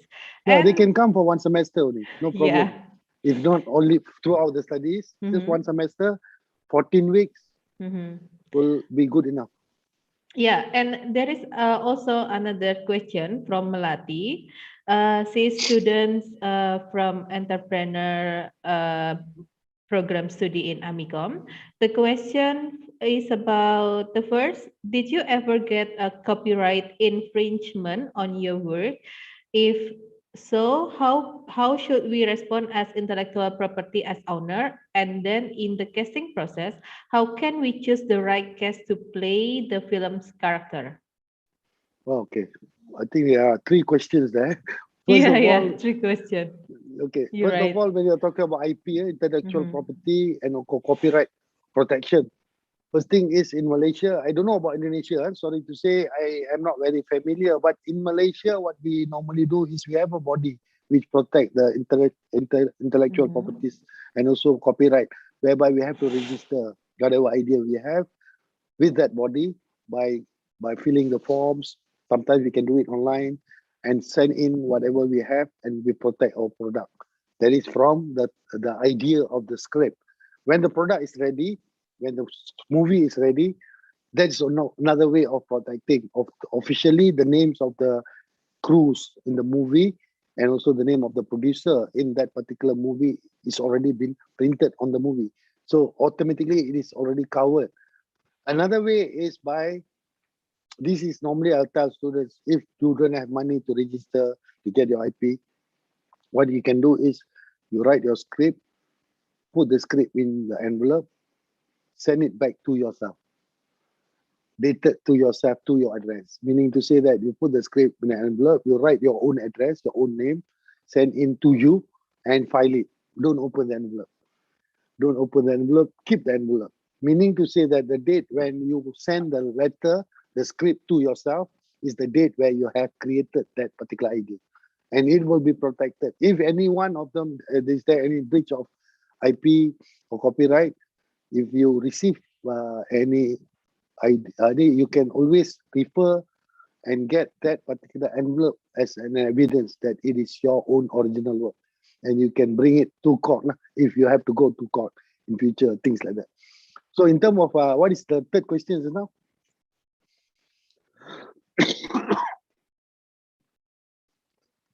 The third questions.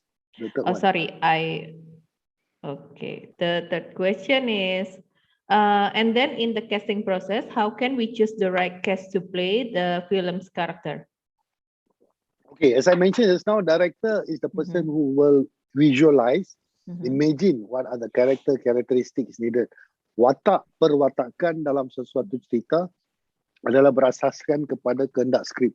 Apabila skrip itu mengatakan bahawa watak ini perlu seorang wanita berambut panjang, gemuk atau kurus, berkulit sawah matang, atau mempunyai cara bercakap, cara berpakaian moden dan sebagainya, gambaran, the visualization and also characteristic which been spelled out in the script must be used. For example, at one time, for example, this is just to share with audience, when I was creating a film entitled Duyung, cerita mengenai mermaid, dia perlulah, watak itu perlulah pandai berenang seperti seekor ikan. Okay, jadi watak casting dibuat bukan berasaskan wajah, rupa dan sebagainya. Yang paling penting adalah pelakon itu perlu pandai berenang. Itu adalah kehendak nombor satu. Maknanya di sini, every time when you are creating a new story, what is the main thing you needed in the story? If you need an artist to be a good swimmer, it is not only swim, it is about diving. At the same time, you use your body to swim, not your hand, like a fish. So if the artist can create that kind of what is needed, and we need to bring the artist, take them to the swimming pool, ask them to swim, and then look at the way they swim. Then we decide whether they are good or not. Same thing goes to other kind of stories. Sometimes we need a story artist which is tall, small size, or fat. Sometimes we need artists who can ride horse. So all these special elements is important besides acting ability and talent. So the director will sit with a few team members, they will call for casting, and then they will look at all these elements which is needed. Sometimes good actor only is not good enough. They must be able to be a good character actor. Character acting is important in order to create the emotion in movies. Okay, Lisa? Okay. And yeah, we still have 15 minutes for question and answer, Prof. And I think we still have some question from other participants. And I will read the other question from Ila. The question is, there is a change in lifestyle in enjoying films nowadays. And previously, cinema was the choice to enjoy a movie. But for now, like what you mentioned before, we can enjoy movie in OTT film digital platform such as Netflix or Netflix. Does this change also affect the genre of the film produced? Okay, I am not clear about the end part just now. What is the end one after the OTT? I mean, when now people enjoy the movie in the OTT platform like Netflix or Netflix, like you mentioned before, does this change also affect the genre of the film produced? Okay, the genre of film production, genre in any movie, all depending on the, as I said just now, selera penonton. Yes. Right? The appetite of the audience is the most important thing. Nowadays, what the actual appetite towards audience, we don't know. When you don't try, you don't know. Like example, just now I gave example of Squid Games. Squid Game is a story which never before this we watch in any platform. We never watched before this. But when the idea being created, when we watch the movie, we can see that why it's getting a lot of response. It's because first of all, it is something new. Secondly, if you notice, the artist is quite, I can say that they are quite well known. Thirdly, the story, the way the story uses the 3 act in their production.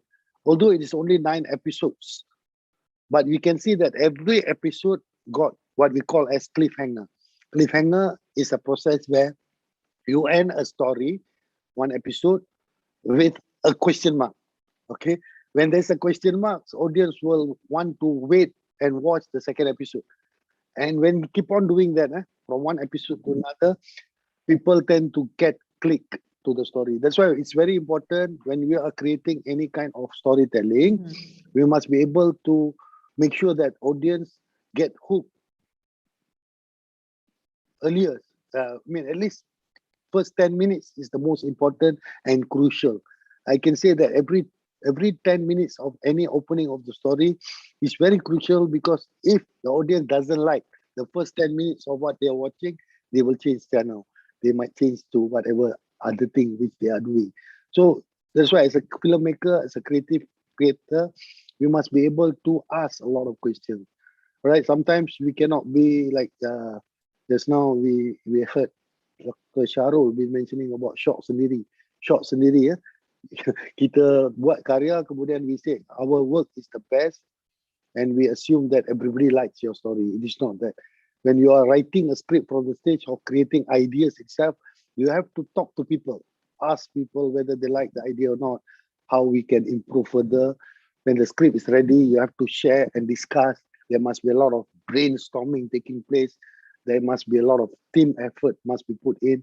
A lot of us must sit together, discuss about what is important, and then we must clearly understand, and we must know that certain particular story which we are doing, is it good or is it interesting, whether it is important or it is targeted to what kind of audience. If we are looking at our audience is male only, for example, right, what are the elements is important for the male to watch, or it is meant for kids, when, for example, Yes. you have to imagine whether the kids will like it or not. What are the elements beside the storytelling? What are the things which attract kids? For example, the music, and what kind of music. If you're talking about music, also they have their own genre in music, whereby it suits, certain music suits and it attracts small kids to watch. Some music is important for adults. If you're doing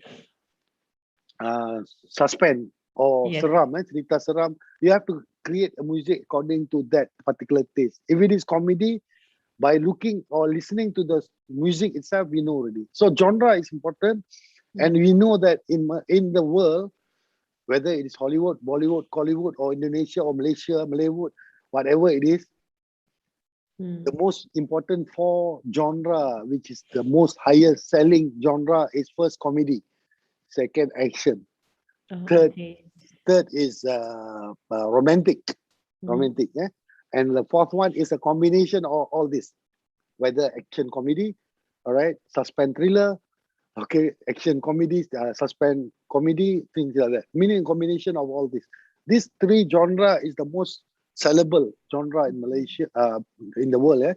Actually, in fact, if you notice the feature film, when you're talking about zaman Charlie Chaplin dan sebagai zaman film bisu, itself, the movie been created without dialogue, but we can see that the genre of comedy is the one which managed to sell and managed to attract audience to watch. And most of the movie which been created at that particular time with camera, silent camera, or silent movie, most of the genre at that particular time is comedy. So that's why a lot of producers, when they are into this, especially filmmaking business, they tend to talk about how much money they can make. When we are talking about how much money we can make, we always connect the profit with what kind of genre we have to do. So end up, we can see that most of the film which been created, either it is romance, comedy, thriller, or suspense, or it is what we call as action. All these 4 genre always will be the choice of the producer. Yeah, Lisa. Okay, thank you, Prof. Oh yeah, we have another response from the student who previously asking to you about the University Technology Mara. Dewayan asking about, is there any step to get a scholarship? Maybe what she mean is about the specific steps to get scholarship in University Technology Mara. There's no scholarship given by university actually, but sometimes you have to write in and try your luck. That is something which we cannot promise because at this Yes. particular time, our local students also, a lot of them are having financial difficulties, and there is no scholarship given by UiTM. But sometimes with the discussion with the top management of universities, we can give special discount for the studies, things like that. But to give full scholarship, I don't think so. Never happened before. But of course, there are a lot of private companies which is willing to give scholarship with a proper application, and it's open. But if it is in Malaysia, normally the scholarship given to Malaysian citizen. But I believe in Indonesia also same thing. It would be very rare. We look at people getting scholarship from different country, especially country to country. But companies might be. That's true. Usually in Indonesia also there is a scholarship from the government if we want to compete to get a scholarship. Yeah.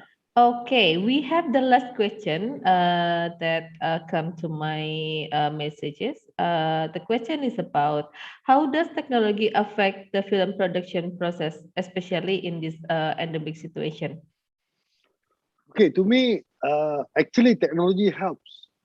Just imagine if we are talking about filmmaking last time compared to now, whether it is a pandemic or not, but technology means whatever happened at the moment with the rise of digital world, with the rise of usage of handphone, the usage of technology actually helps us to penetrate the endemic and pandemic era actually.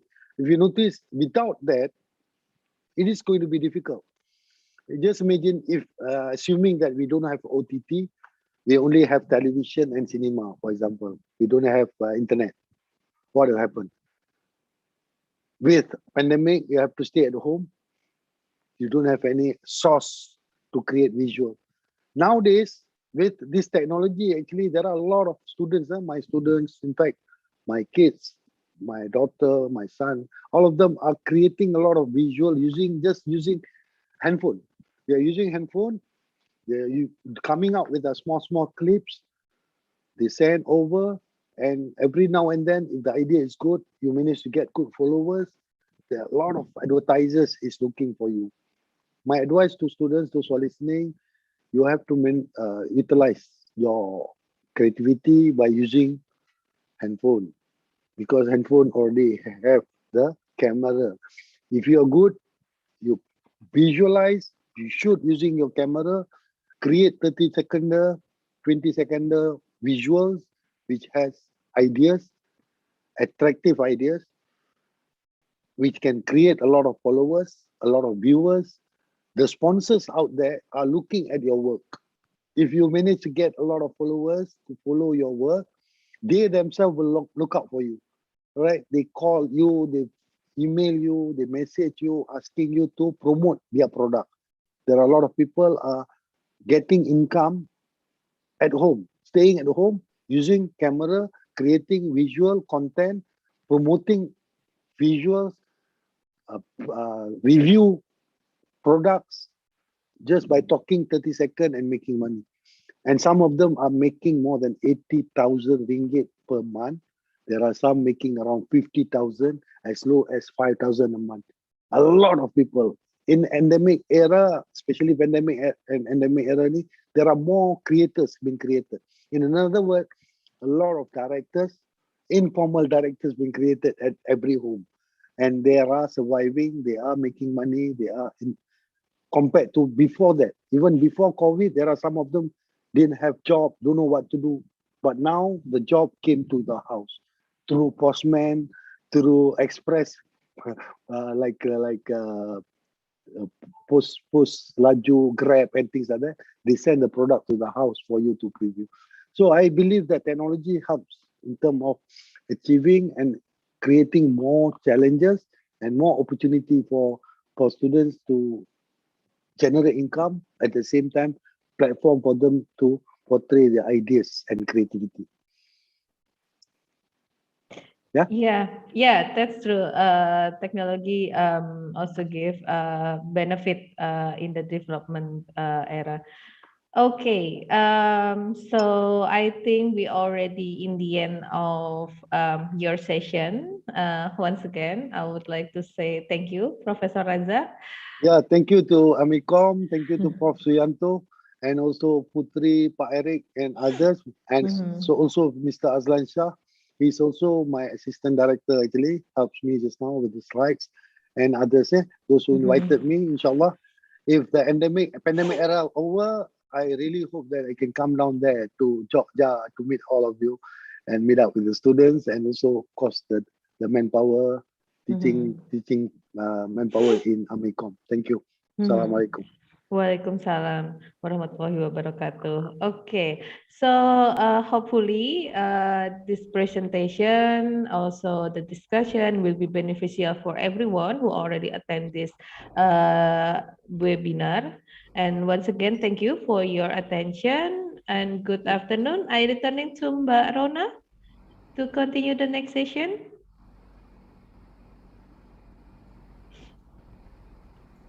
Halo, Mbak Rona. Cek ya. Halo. Halo. Ya. Yeah, Rona, thank you. Okay.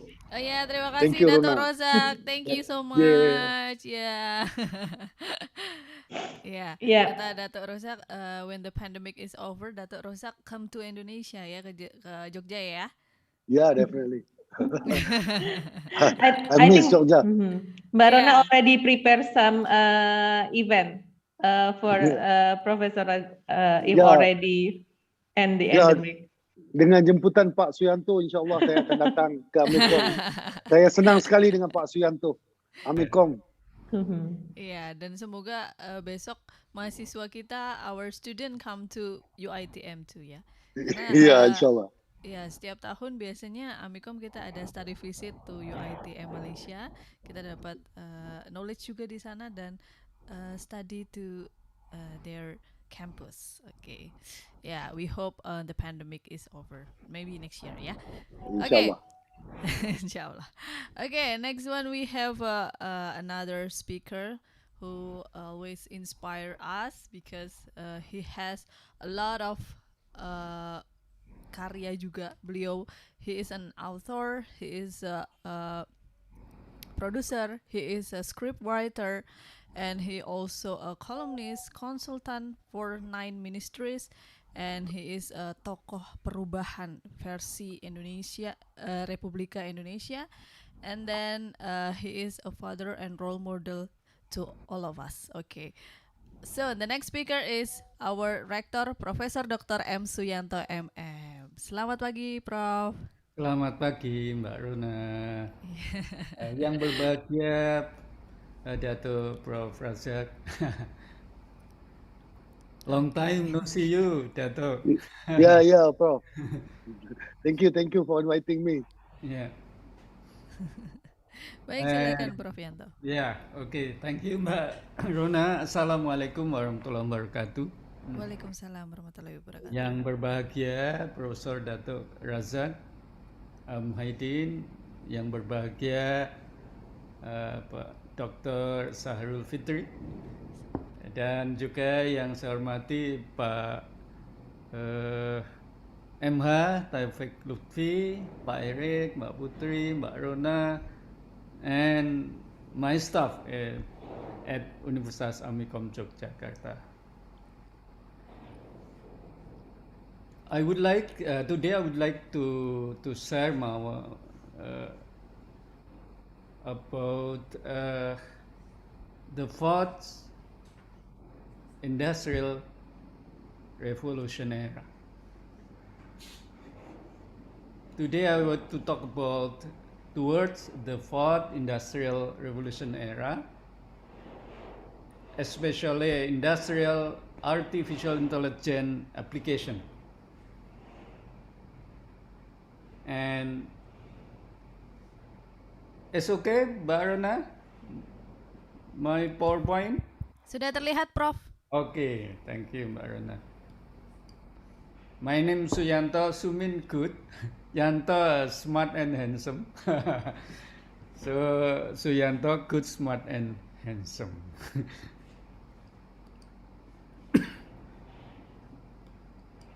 Okay.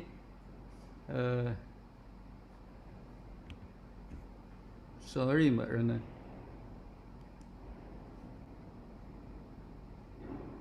Okay. I think very important. 2020 Oscar prediction best animated feature.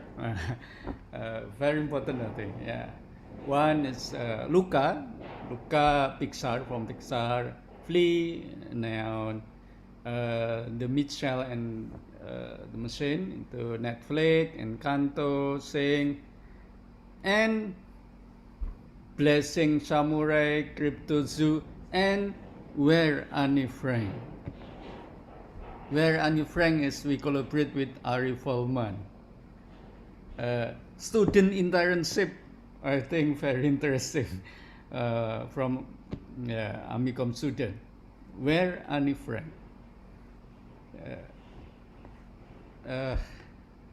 This is, I think, yeah. We hope Where Annie Frank nominee of Oscar in 2022.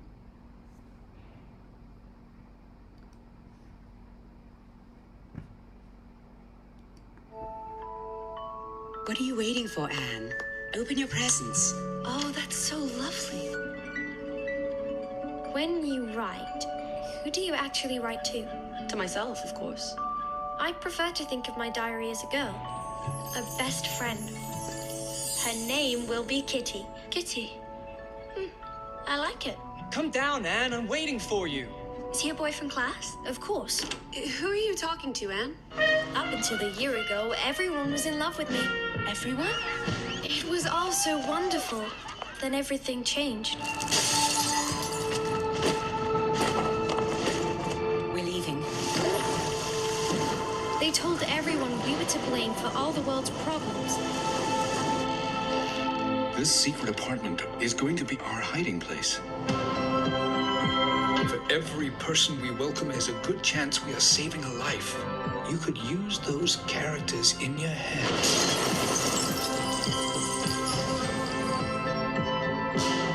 Make them fight your war somehow. This young lady here named Kitty is looking for Anne Frank. Have you seen her? Anne did not write this diary so that you could worship her. What is important? Get in the truck. Do everything you can to save one single soul from harm. Just one soul.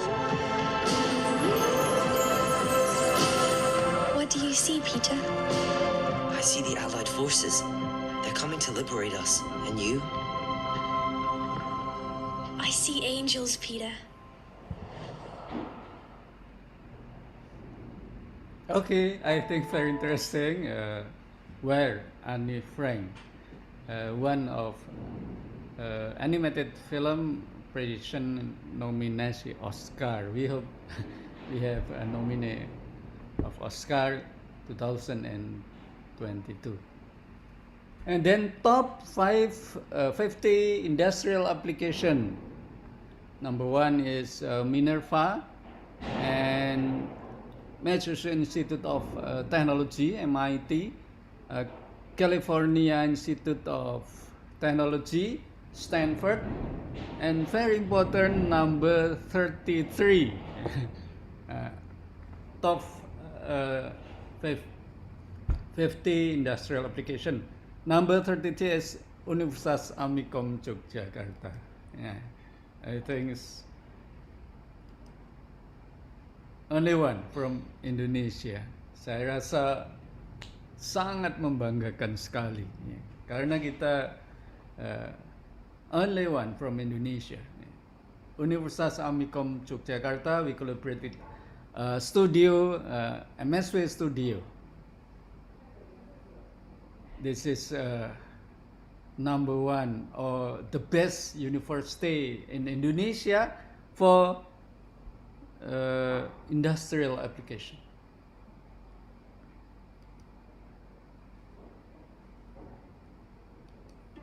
What is Industry 4.0? What is Industry 4.0? What does it mean for you? Technology is driving change across all areas of society. Not only do we increasingly use it and even rely on it in our personal lives, we also find our workplaces digitally evolving, with more and more processes now being undertaken using technology. This change is known as the Fourth Industrial Revolution, or Industry 4.0. Industry 4.0 will see many tasks that were once performed by us now being automated. With the collection and analysis of real-time data, artificial intelligence, and the ability for all components of a production line to talk to each other, production can be really efficient and personalized according to customer needs. But what does this mean for us? With increased automation, our time will be freed up for concentrating on more complex tasks. We will need a workforce who are capable of building, programming, and developing these technologies, but also making sure we are applying them to our lives in an ethical way. There are core skills that we can offer that technology cannot replace. The human touch is going to be incredibly important, ensuring effective communication, problem solving, and supporting change management in this digital environment. There will also be a greater need for joint working across disciplines, creating new innovations. The future job market will be looking for graduates with an open mind to explore the unknown future possibilities. We will all need to develop our skills in order to embrace, adapt to this ever-changing environment. What will you do to make sure you are ready and have the right skills to thrive in the Fourth Industrial Revolution?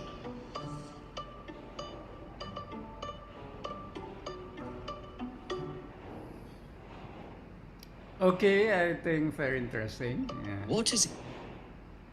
And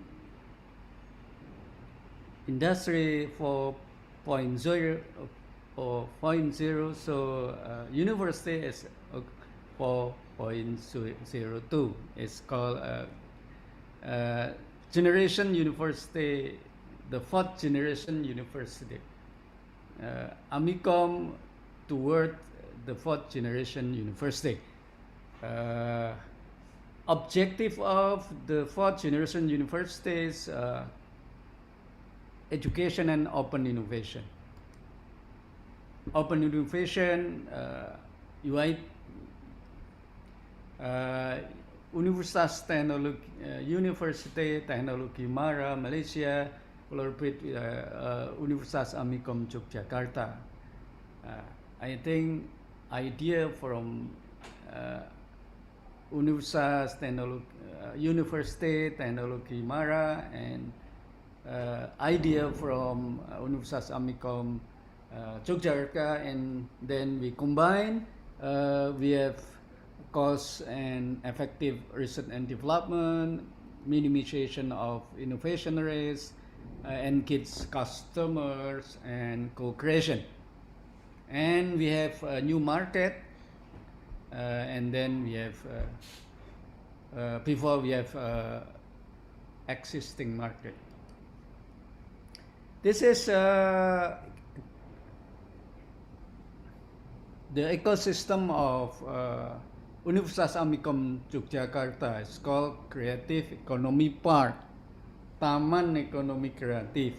We have commercial enterprises, and we collaborate with Hollywood, and we collaborate with Silicon Valley, and we collaborate with New York.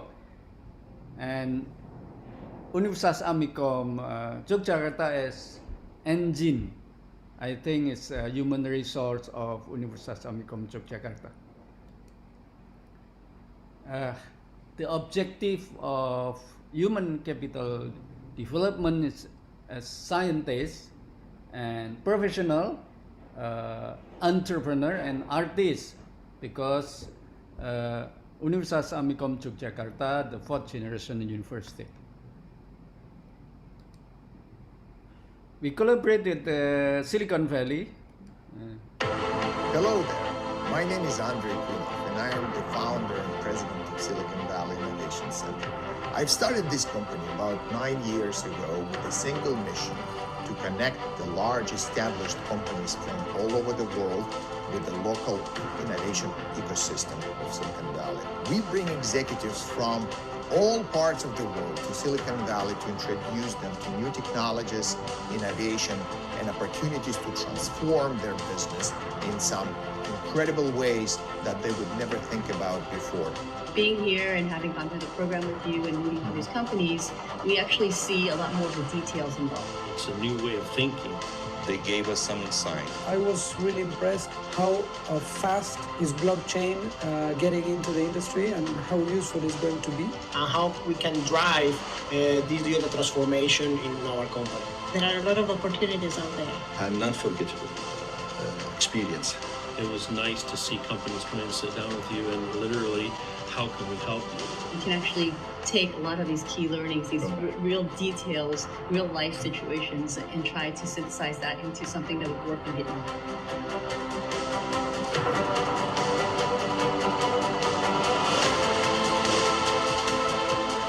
If you want to understand how your business is going to look like 10 years from now, what kind of technologies you would like to use in order to transform your business, let's connect and talk about how Silicon Valley Innovation Center can help you and your company.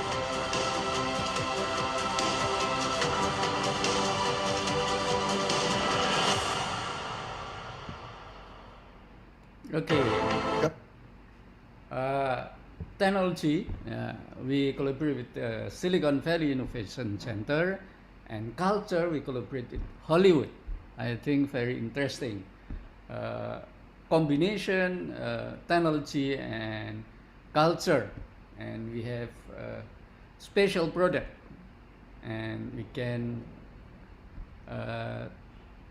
make something big. Okay. Yesterday, I talked about financial technology. In Silicon Valley, the trend first is Internet of Things. I think very interesting, and second, big data and predictive analytics, and the third is artificial intelligence and machine learning. Augmented reality and virtual reality, autonomous vehicle, blockchain. Yesterday, I talked about financial technology of blockchain. Very interesting. But today, I would like to talk about artificial intelligence and machine learning. This is a top startup, artificial intelligence at Silicon Valley. Industrial artificial intelligence application first healthcare, smart home, consumer devices, and I think very interesting. For example, caption health.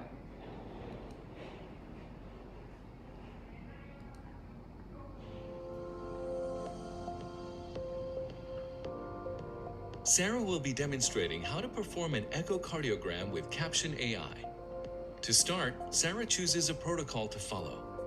Caption AI allows users to create custom protocols with up to 10 standard cardiac views based on workflow needs or patient indications.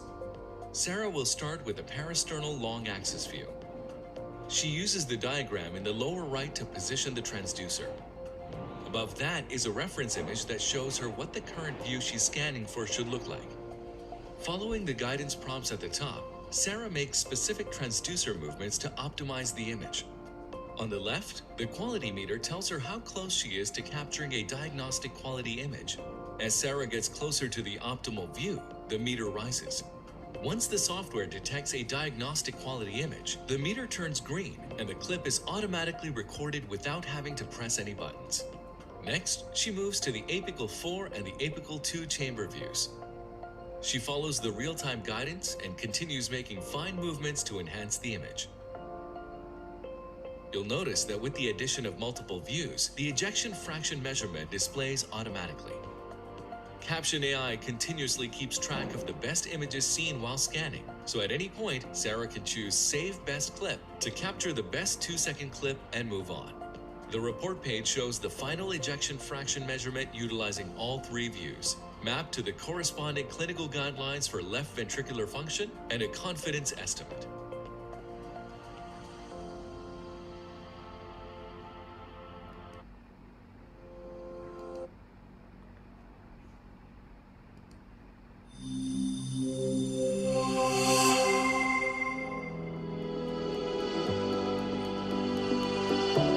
Artificial intelligence house. Very interesting. I think it's Yato's house.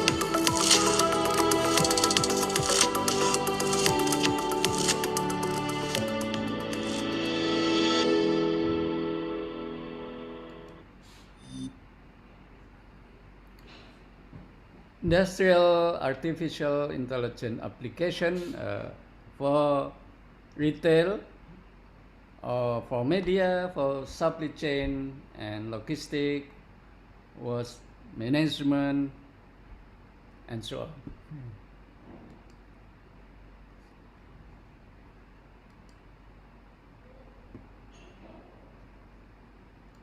Like it or not, there's gonna come a day when you think, I should record this presentation. We should do a podcast. A pod what? I should start Artificial a YouTube channel. intelligence. Record my screen. Hey guys. Hey everyone. We're pushing a for Oh my media. god. We record a lot of stuff. yep, you do. But before you share it, Sent. I don't like this. you're gonna wanna edit it first. Uh-oh. But editing is Hard, I know. Where do you even start, right? Well, I'll show you where to start. Meet Descript. It's a powerful new tool that makes editing easy. So easy that you'll want to edit videos. nice. How does it Work? Well, first you need some video or audio. If you've already got some, just drag it right into Descript. Wait for it. Hey guys, welcome to my first YouTube video. Hopefully my little guys don't fall. Whoa. What? Nah. Yeah, it takes your audio and turns it into text. So when this happens, Alright guys, I'm going in. Sweetie. What? Dinner. I'm doing a thing, Mom! You can cut it out like this. Okay. How about that? But get this, Descript can turn your text back into audio. I'm pretty sure this is a first edition, super rare creature kawaii. I was wrong. It's a 7th edition, more common than water creature kawaii. It's called overdub. Just type what you meant to say right into Descript. I'm pretty sure this is a 7th edition creature kawaii. And for those who need it, Descript has a screen recorder built right in. Hey everyone, we're pushing a big update today to our content management system. I'm sorry, I'm gonna stop you right there. This is so boring. I know. Check it out. Hey everyone, we're pushing With a click, you can remove every kind of, like, and whatever the hell that is. Hey everyone, we're pushing a big update today to our CMS. That's so cool. And with a few clicks, you can publish your project right to the web and easily share with anyone. Damn, Jenny, underestimated you. And Descript is no slouch either, with support for things like non-destructive multi-track precision editing, titles, transitions, and keyframe animation, audio mixing and mastering tools, even exporting your project to other pro apps. And get this, you and your collaborators can work in the app at the same time. No! So when you capture media, Pickle, you mean green? No, Mom! make sure you edit it in Descript. I think it's Descript. Descript. Descript. Like it or Artificial not. intelligence for media.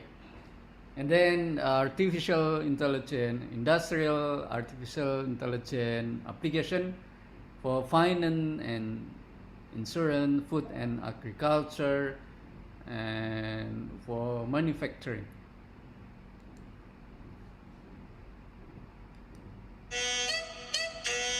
Hi, I'm Accurate. Guillaume. I'm a data scientist and an actuary and the founder of Accurate. Now I work on the product creation and the R&D. We decided to create Accurate to help actuaries and data scientists in insurance companies better understand and manage their risks by using advanced and adapted machine learning technologies and statistical techniques. We intend to develop our leadership in actuarial science through innovation and applied research. Today, our solution powers several major insurance companies around the world, which is a great source of pride for us. If you want to know more about Accurate, please watch other videos and apply. And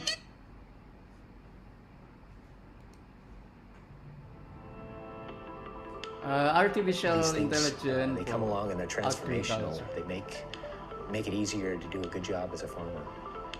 One of the important things to us as a grower that we've gotten from the Prospera side of the product is its ability to see things that we maybe otherwise wouldn't see with the naked eye. Its ability to recognize patterns in ways that make sense to us just looking at them on our own is superior. The most significant insight we received from Prospera this year was an indication of an underwater portion of a pivot. The AI identified that, and I think without that AI, I would have struggled to find it. So they were able to piece together what portion of the field was struggling and laid it out very concretely. Con Prospera nos hemos dado cuenta que nosotros podemos ahorrarnos muchas cosas. Tiempo, productos, agua, fertilizantes, todo porque vamos al punto donde realmente tenemos que ir a atacar para poder tener mejor producto. Prospera ha venido un poquito a rompernos el paradigma de cómo manejar el volumen de agua. Tenemos más información, mejor información de más calidad, más precisa y más rápido. Esa vez que salió Tizón tardío en la fotografía, la verdad que sí me... Okay, Prospera.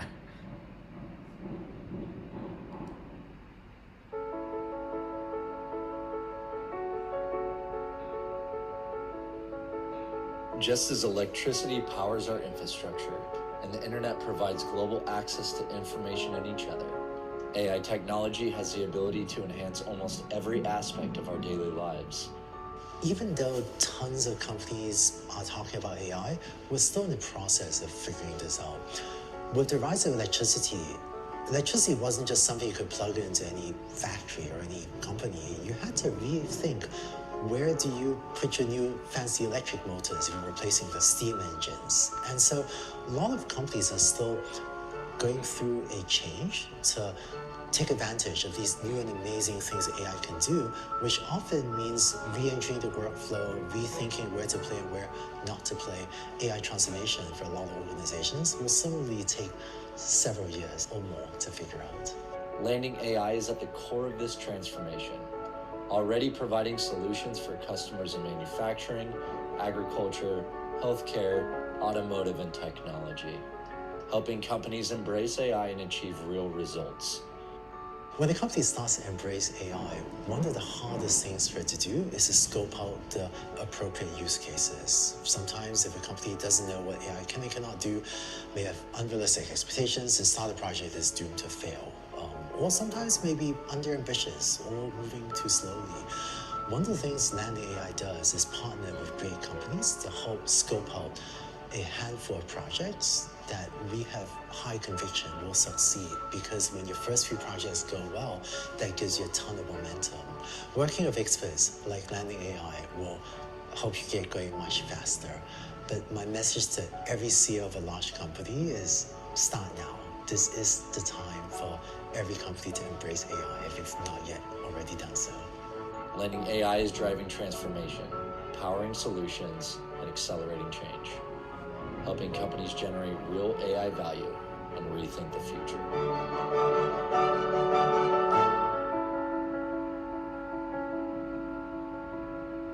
Okay, landing artificial intelligence for manufacturing.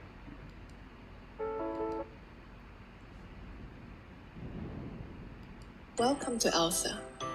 ELSA is an artificial intelligence-powered pronunciation coach that helps you improve your English speaking skills.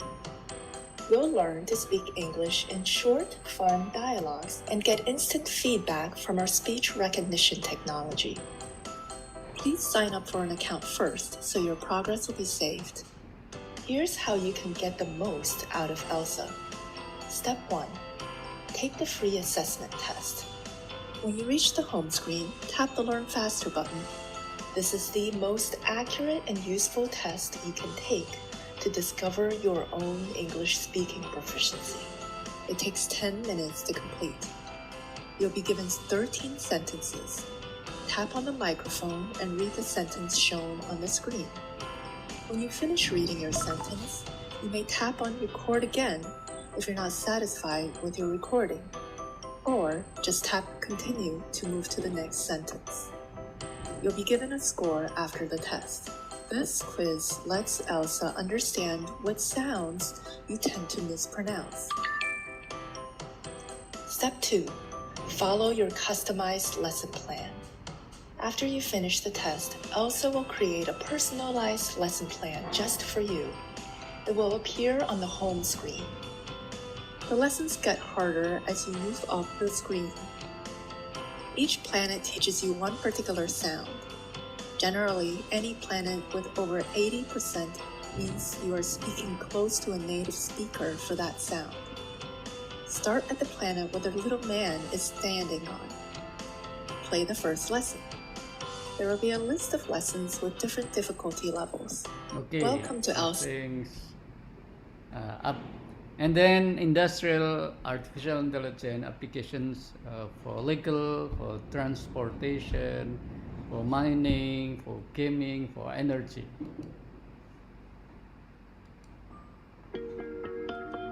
Today, enterprises spend significant effort reviewing contracts and other legal documents. This expensive manual process is both tedious and error-prone, leaving companies open to financial and legal risk. Standard AI-based contract review software are too often limited to specific contract types, require significant training data, or can't identify or process complex clauses. Cortical.io Contract Intelligence is a ready-to-use AI-based solution that provides up to an 80% reduction in the time it takes to extract, review, and to analyze key information from any type of legal document. With contract intelligence, the subject matter expert defines which terms need to be extracted and which clauses need to be classified. As few as 50 documents are enough to train the system. No AI experts needed. Contract intelligence takes it from there, automatically extracting the specified entities. The subject matter expert has the ability to review results and fine-tune the system as part of a continuous learning process. A patented neuroscience-based approach to natural language understanding enables Cortical I/O contract intelligence to extract terms and clauses based on the meaning of words, rather than relying on keyword matches. Contract intelligence can also classify clauses into categories defined by the subject matter expert, regardless of the wording. This unique approach provides more precise and reliable results. The extracted information is then stored in a standard database and can be accessed by business intelligence tools to look for risk exposure, trends, and other business insights. Results from enterprises using contract intelligence include 80% reduction in manual review and data extraction time, significant reduction in document processing costs, and freeing up subject matter experts to work on higher value tasks. Want to learn more about Cortical I/O contract intelligence? Visit us at cortical.io or contact us at sales@cortical.io.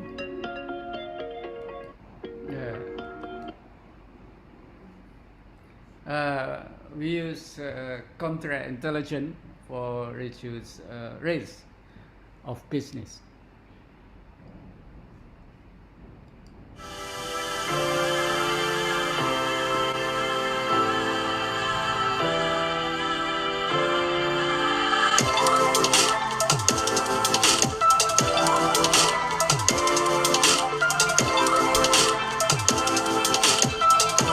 Artificial intelligence application for transportation.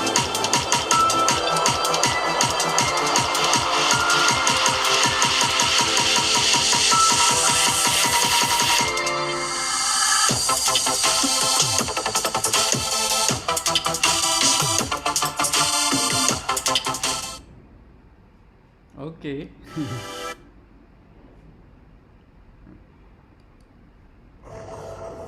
Using the most advanced artificial intelligence technology for commercial heating, ventilation, and air conditioning systems, BrainBox AI can make your building smarter and more efficient. BrainBox AI connects rapidly into your existing building management system, pulling internal data securely into our cloud server every 5 minutes through an encrypted IoT network without the need for an additional sensor deployment. Relevant external information, including weather forecasts, utility tariff structures, emissions data, and more, are fed into our AI engine, adding immense value to the existing internal data set. Equipped with this data, BrainBox AI's deep learning neural networks predict with over 99% accuracy the future state of each zone in a building, and their required optimization strategies to reduce undesired changes in temperature. Unique instructions are then sent directly back to the control system via a curated set of AI-powered algorithms that continuously make micro-adjustments to individual system components, acting only within the parameters established by your facility management team, while overseeing your HVAC equipment, eliminating building drift, and identifying any potentially unsafe conditions, creating a safe and true continuous commissioning process.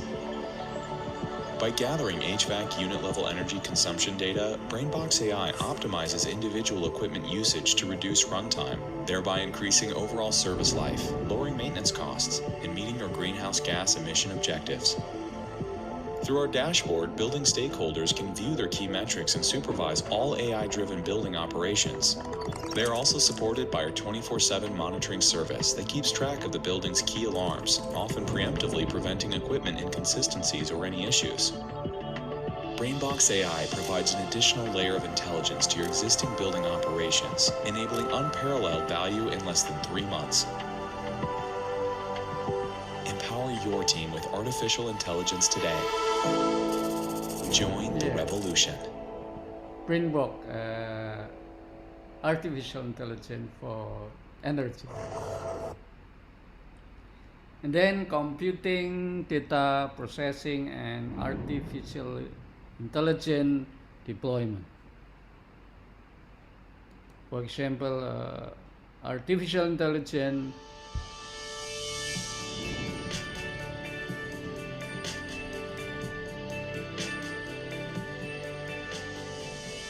Hello everyone, my name is Suli. I'm from Horizon Robotics. Here I'm introducing Horizon Robotics autonomous driving computing platform based on Journey to AI processor architecture.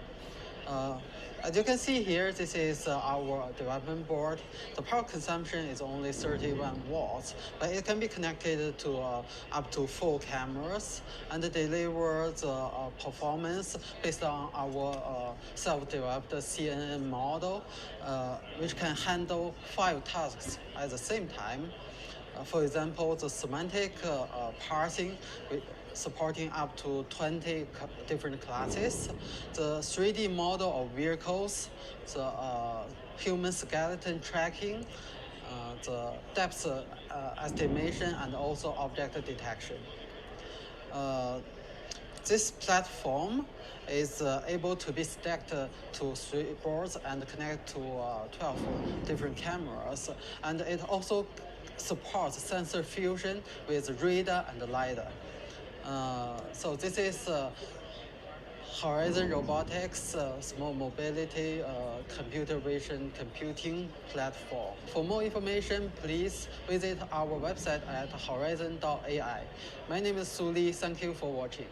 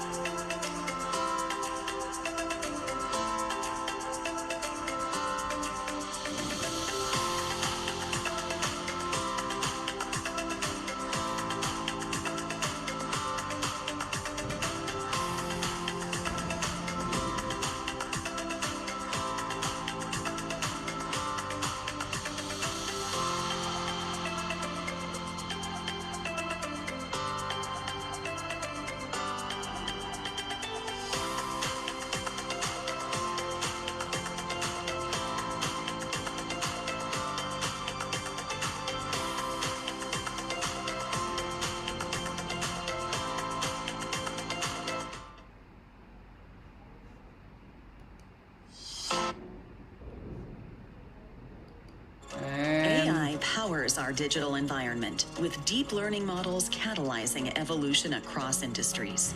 Yet building and deploying models to production is extremely complex and time-consuming, the key obstacle being deep learning's ever-increasing algorithmic complexity. As a result, models often fail to reach production or reach it at suboptimal accuracy, poor performance, and high operational cost. At DESI, we enable AI developers to build and deploy deep learning models that perform to the fullest in production and realize their true potential. Our technology uses AI to build better AI, focusing on both models' core architecture and target inference hardware, cloud, edge, or mobile, to deliver dramatically faster and more accurate and efficient models to production. Our end-to-end platform lets AI developers efficiently build and train deep learning models from scratch or using our template library, optimize models for unparalleled performance on any hardware, and deploy and serve via a deep learning runtime engine. DESI breaks the AI barrier, allowing data scientists and developers everywhere to unlock the full potential of AI. Okay, I think very interesting.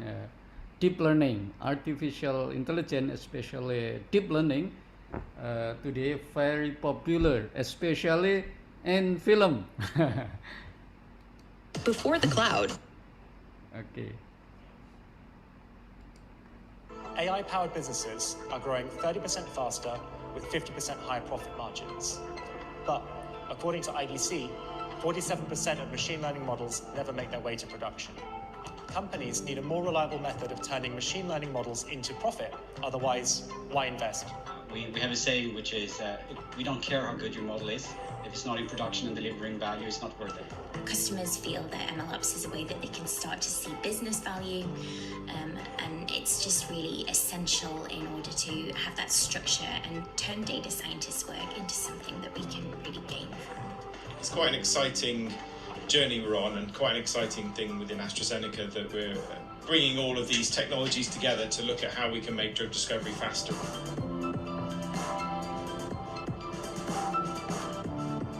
With our early adopter customers, we've proven the benefits of Sell and Deploy. For example, we've reduced project life cycles from months to days, or even hours once it's integrated into your workflow. An early adopter in the Fortune 100 reported cost savings of tens of millions of pounds on their ML projects, and that's not taking into consideration the enormous value that the models bring to the business. Selden has proven productivity gains of 92% for organizations deploying machine learning models. Deploying a machine learning model is more than just providing scalable model servers and APIs exposed for predictions. For a true production-ready model, you need to add appropriate logging and data science monitoring to help understand your model is behaving and to contain risk. In summary, Sell and Deploy solves your challenges around freedom, efficiency, and responsible machine learning. AI-powered business. And artificial intelligence for machine translation and for document analysis, for climate risk scoring, and so on. Yeah. For example, as humans, we understand each other. Roger that. I feel ya. Aye, aye, Captain. Wait, what are we talking about? Well, most of the time. Even if we don't clearly hear a couple words, we can get the gist of it. Now, machines can understand us too. Our watches, cars, phones, drive-thrus can all process our words and respond just like a human. Sounds like some crazy magic, right? Well, it's not magic exactly, but it is pretty awesome. And the underlying awesome sauce that makes it all possible is speech recognition. What's that? The short answer, it's the software that allows us to convert audio into usable, structured data, typically in the form of a readable transcript. In other words, audio goes in, text comes out. Then you can use that text for all kinds of things, including a machine-to-human conversation. But how does it do that? How does a machine know what sounds are words? And how does it know the right words to write? Well, it's not unlike the human brain. As small children, we learn sounds. Mama. Then letters, then words, then phrases. Mama, I'm hungry. And then more complex topics through conversation. Mama, where do babies come from? Ask your father. The point is, speech recognition, like a child's brain, learns over time. Instead of feeding it experiences, we feed it data in the form of audio and transcripts that enable artificial intelligence to distinguish between things such as age, gender, accents, and even different languages. C'est magnifique. It can even learn other differences, like those are people versus that is background noise. And those are different people talking. Hi. Hi. And that person is happy. Oh, that's great. If they are sad. Oh, that's great. Or mad. Oh, that's great. The more experiences speech recognition has, the better it is at understanding its surroundings. Just like a child. The faster it is at understanding, the more natural the conversation can be. So the next time you find yourself having a delightful voice experience and you're not immediately sure whether it's a bot or a human, that's great speech recognition. DeepGram. Speech recognition at the speed of life. Yeah, I think as humans, speech recognition. Voice-enabled experiences are a big deal in business these days. For a good experience, you need a foundation of real-time, accurate transcription. But most automatic speech recognition. Voice-enabled experiences. Okay.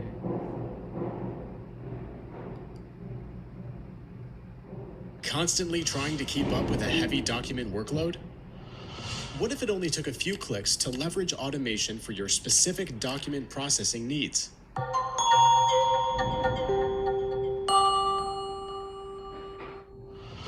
Meet the Rossum Store, our integrated hub for easy-to-install extensions. It helps organizations grow and stay competitive by driving change faster, easier, and with higher cost efficiency. Let's see how Rawsome can help your organization and your teams to 1. Save time, 2. Reduce effort and complexity, and 3. Cut costs. Rawsome Store Automation saves precious time previously spent on manual tasks, allowing your teams to focus on real, value-generating tasks. Let Rawsome do the heavy lifting when it comes to document sorting and routing, automated business rules validation, and data extractions. You can also combine several extensions together to create more comprehensive document workflows. And that's not all. More extensions are added on a regular basis.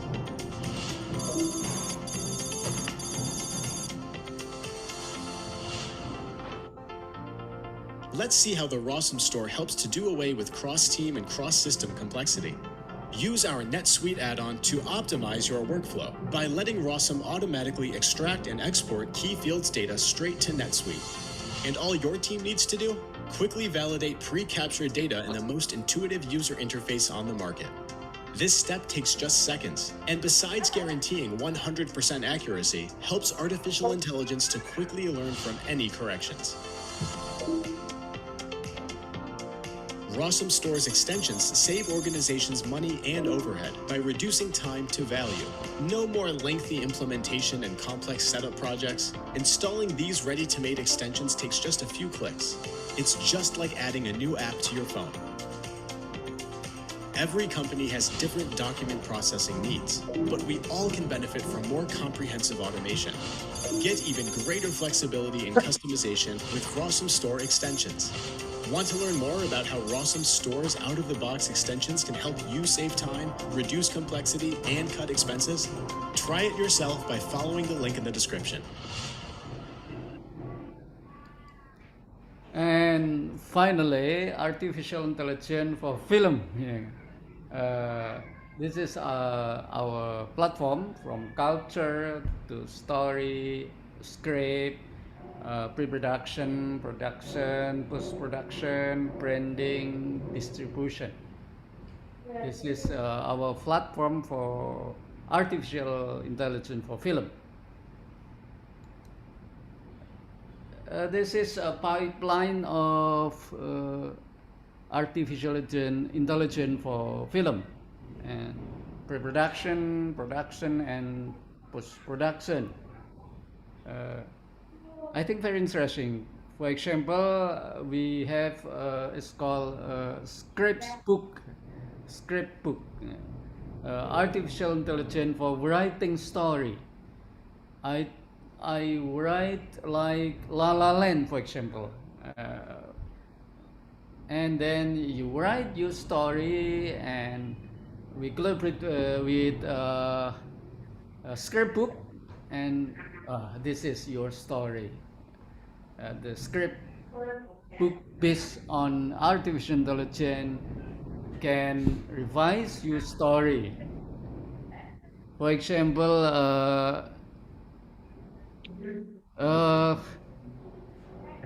artificial intelligence for writing La La Land.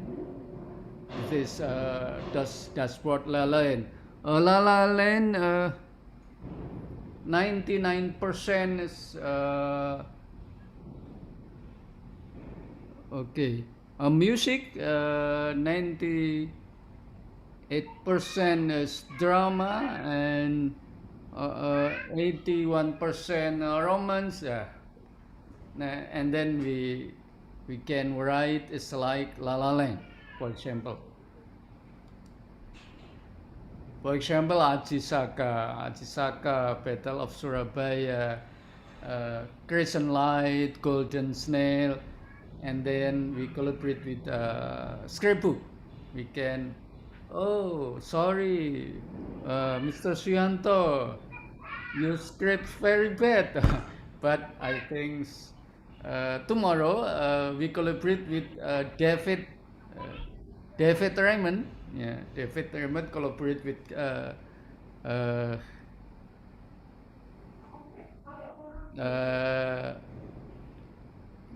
Dances with the Wolf, Kevin Costner. David Raymond collaborate with Kevin Costner, and today we collaborate with me, Ajisaka, Golden Snail, Crescent Light. We collaborate with David Raymond. Artificial intelligence for writing story and script. Maybe you can enter your story and this software based on artificial intelligence. And artificial intelligence for simplifying pre-production. I think, for example, Dr. Razak said that about script, and we can, as a director, I think Dr. Razak's amazing director. We can use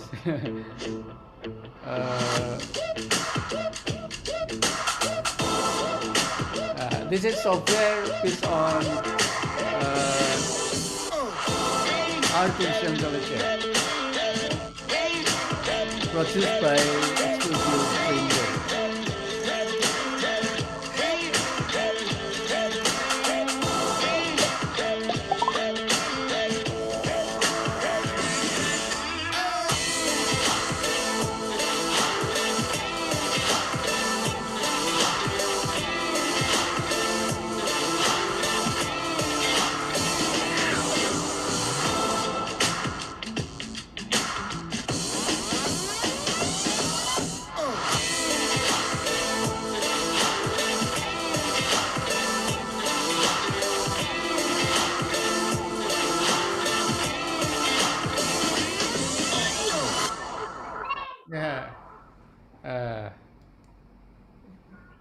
And artificial intelligence for production, modeling. Maybe you have 5 model, the second model, the third model, and the fourth model, and we can combination, and we have new model. I think very interesting. Maybe the next time we don't need actor, because we have model from various actor, and we combine one actor. It's like that, based on artificial intelligence. Very interesting about the Irishman, Al Pacino, the young Al Pacino, and the old Al Pacino use artificial intelligence. Yeah. And Gemini Man, Will Smith.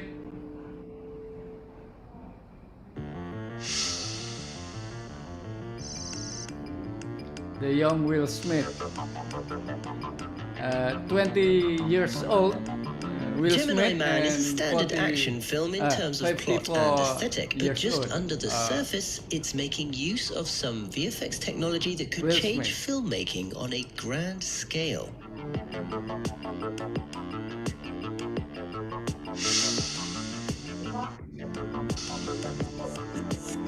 It's called de-aging. The movie follows a pair of assassins, one cloned from the other, and both played by Will Smith. The younger assassin, Junior, wasn't just created by using the de-aging techniques that have been so effectively used by Marvel, but is actually a completely freestanding digital model.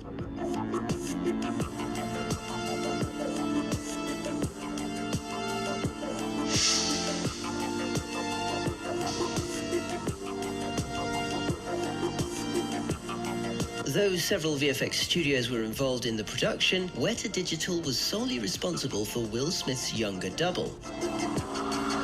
They started the process by building a digital model of Smith at his current age, then used reference images of his Fresh Prince days to create a convincing model of his younger self. The model of Junior was created to be as realistic as possible, with painstaking attention to detail, as even the backs of his teeth were modelled.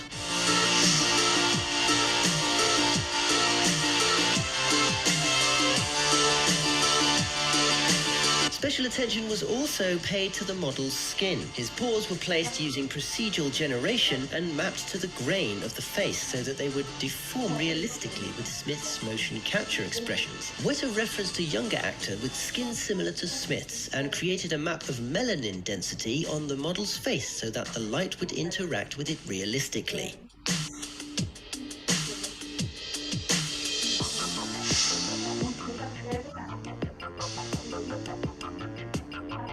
In filming, Smith played himself on a set or on location, and played Junior on a soundstage with motion capture references applied to his face and body. In both phases of filming, he played to another actor standing in front for his double.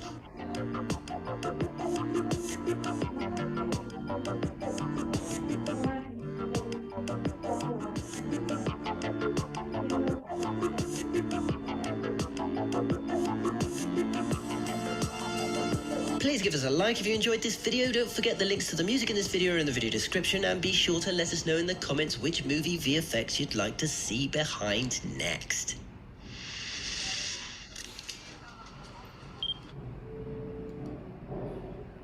Okay, artificial intelligence for post-production, especially in visual effect. It's called deep compositing. Our film, we use deep compositing.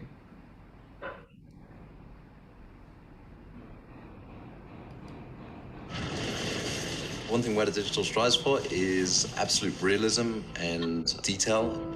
Everything that we put onto the screen has been considered and always anchored back into the world in which everyone is familiar with. We recently completed work on the latest Planet of the Apes movie.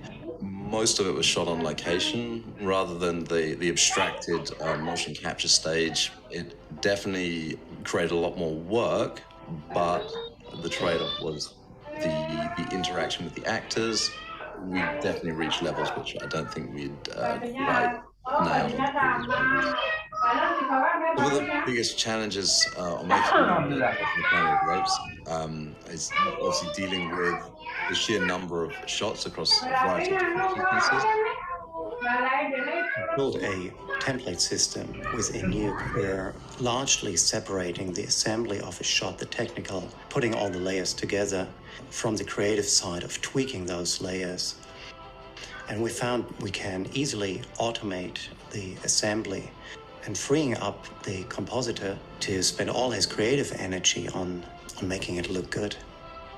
It also sped up the review and the troubleshooting because it's all familiar. It's a familiar layout, and a fix that worked previously on one shot has a high likelihood to work on the next shot because the architecture is the same.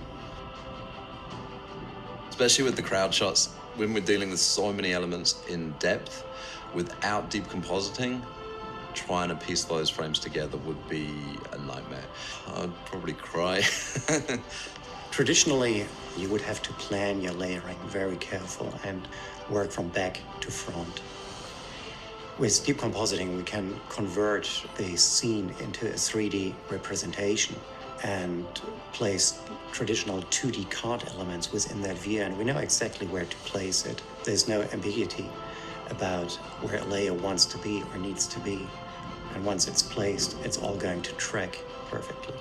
It feels like someone's taken a huge weight off of your back in terms of managing your scenes and how much extra passes and data you have to produce just to be able to layer those images together. From an efficiency standpoint, it's awesome, but also just from management and simplicity is a big win. I can honestly say that War for the Planet of the Apes was by far one of the best movies I've worked on. I feel like we hit new levels of realism, and I love the movie as well. I thought it was great. Okay. One thing Weta did. Deep compositing, I think very interesting. You can use Nuke for deep compositing, or we use you can use DaVinci Resolve 17. We use two software for deep compositing. for artificial intelligence for visual effect. Deep compositing make the flat figure, and we have z axis, and then we have volume. This is one point generated by artificial intelligence, and then we have a model of 3-dimensional.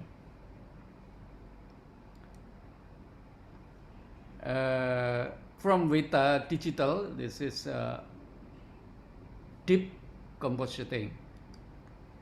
Getting to know one's body and the emotional power of tactile experiences were primary themes in the film. So Alita's interactions with her world and its characters were critical to its success. The director encouraged us to allow Rosa to fully interact with the set and other actors, which added a whole level of complexity to our 3D integration solutions. Even in the backgrounds, cyborgs and extras were meticulously painted out or replaced or augmented with digital parts. The placement of these elements was especially difficult in stereo, when the design profile of digital characters was different than the actors, or the prosthetics didn't line up. Every hand, foot and body contact was adjusted to lock contact points. Rotor shapes were merged with deep data to marry digital characters with real actors, and stereo alignment was tweaked throughout each shot, sometimes per frame. You can feel this? Yes. Stereo disparity between the plate and CG was often warped, and deep projection techniques were used to blend the two, so the contact points between digital and human characters were believable. Brick maps were used for smoke, dust and dirt, along with nuke particles and eddy simulations to add complexity to the broad set extensions and entirely CG districts. A library of hand-animated neon signs and billboards were placed in the environments to add movement for a busy, vibrant city. A system was developed to create deep 3D volumes which mimic physically based atmospheric models. We created automation for additional weathering and staining on the buildings using deep projections, material IDs, and procedural texture maps. We used Nuke's particle simulation tools, along with Eddy, for simulating and rendering interactive clouds, smoke, dust and fog right inside of Nuke. Artists had the creative control to design the look, with the ability to lay out fluid containers, adjust the size, volume and density, wind direction, strength and turbulence, and added geometry for the fluids to interact with.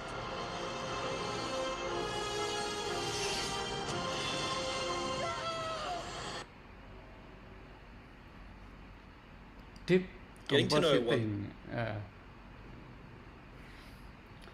I'm going to make live films as like Prof.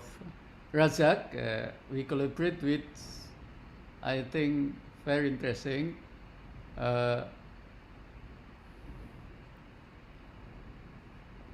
Alexander Costa Curta, AC Milan.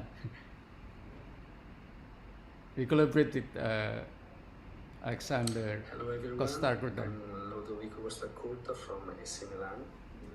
I really look forward to producing the film Forza with Professor M. Suyanto from MSK Pictures of MSV Studio Group. Thank you and see you soon. This is our partner for the future, Alessandro Costa Curta. We have story about young boy, and then striker of one of AC Milan striker. We collaborate with Alessandro Costa Curta. This is Forza. I think very interesting, this film. But pandemic, so we didn't do this film. And we collaborate with Michael Mearson, and lawyer of Walt Disney, and artificial intelligence for promotion and distribution. You can use book script for example, our film is like La La Land, so and you use the software, and then Land distributor, ABE company, for example. This is Ajisaka, and we use deep compositing, and we have Ajisaka maybe more than $7.5 million. And today we collaborate with David Raymond from Hollywood, and Golden Snail, Indonesian story, but the Hollywood technology, and we use deep compositing. 2D animation, we use deep compositing. I think it's very interesting. Akira, 2D animation, and we use deep compositing. And thank you. I think that's all. Thank you very much for your attention, and peace be upon you. Assalamualaikum warahmatullahi wabarakatuh. Silakan Mbak Rona. Iya, terima kasih Profesor Suyanto atas sharingnya, luar biasa. Boleh bertanya dalam bahasa Indonesia daripada nggak ada yang bertanya. Oke. Baik Prof. Ya, untuk peserta webinar yang ingin bertanya boleh in bahasa Indonesia, bahasa Malaysia boleh Prof? Malaysia is okay. Malaysia it's okay ya. Boleh silakan bertanya, kita buka di kolom chat atau mau langsung raise hand juga boleh ya. Ya. Luar biasa sekali Prof materinya, dan di sini teman-teman juga akan menambah banyak pengetahuan tentang pembuatan film seperti itu ya. Dan juga jangan lupa untuk presensi, di situ sudah Mbak Rumini share link presensi and sertifikat. Jadi tinggal diklik saja linknya, nanti untuk sertifikatnya akan langsung masuk ya. Ini sertifikat internasional acara dari Malaysia dan Amikom ya. Boleh silakan yang mau bertanya, kita buka sesi tanya jawab. Baik Prof, ini ada yang bertanya karena kita buka di Instagram juga Prof. Jadi ada yang tanya melalui DM Instagram Prof. Ini ada yang bertanya dari Kak Ramananda Pramudia. Bertanya Prof, ketika membuat film itu inspirasinya dari mana Prof? Ya, pertanyaan sangat bagus sekali. Yang jelas kalau saya biasanya mau membuat film itu tentang cerita, itu nomor satu yang disampaikan Prof. Datuk Razak tadi. Kalau cerita itu adalah yang pertama adalah temanya. Biasanya kalau saya menulis skrip itu, termasuk 4 skrip yang saya kirimkan ke produser Jill Adler, produsernya Superman, ya kan. Nah, kebetulan saya kirimkan 4 cerita itu ya. Itu nanti saya cerita sebelum itu. Temanya itu apa yang ingin saya sampaikan. Yang kedua adalah karakternya. Biasanya saya kayak gitu. Ada 10 kalau di bukunya Pak Yanto itu. Yang ketiga alur ceritanya. Ada dramatical journey, ada psychological journey. Dan yang keempat lingkungannya. Itu dulu ya. Setelah itu bagaimana idenya? Yang paling mudah menggunakan cerita-cerita lokal Indonesia yang sangat ribuan jumlahnya. Nah, tinggal ditambahkan ya, kelemahannya cerita Indonesia itu kan menggantung. Mungkin ditambah 3 state istilah, 3 tahap lagi lah. Itu sudah worldwide ya. Contoh yang saya kirimkan ke Jill Adler sebagai produsernya Superman ya. Misalkan cerita tentang ya reliefnya Candi Borobudur, yaitu Princess Manohara, atau saya tambahin sedikit saja ya kan, atau saya kasih judul karena orang barat sukanya 1 kata judulnya, expel, terbuang ya kan. Nah, itu sebetulnya reliefnya Candi Borobudur. Nah, dia tertarik dengan mitologi Indonesia itu. Yang pertama itu.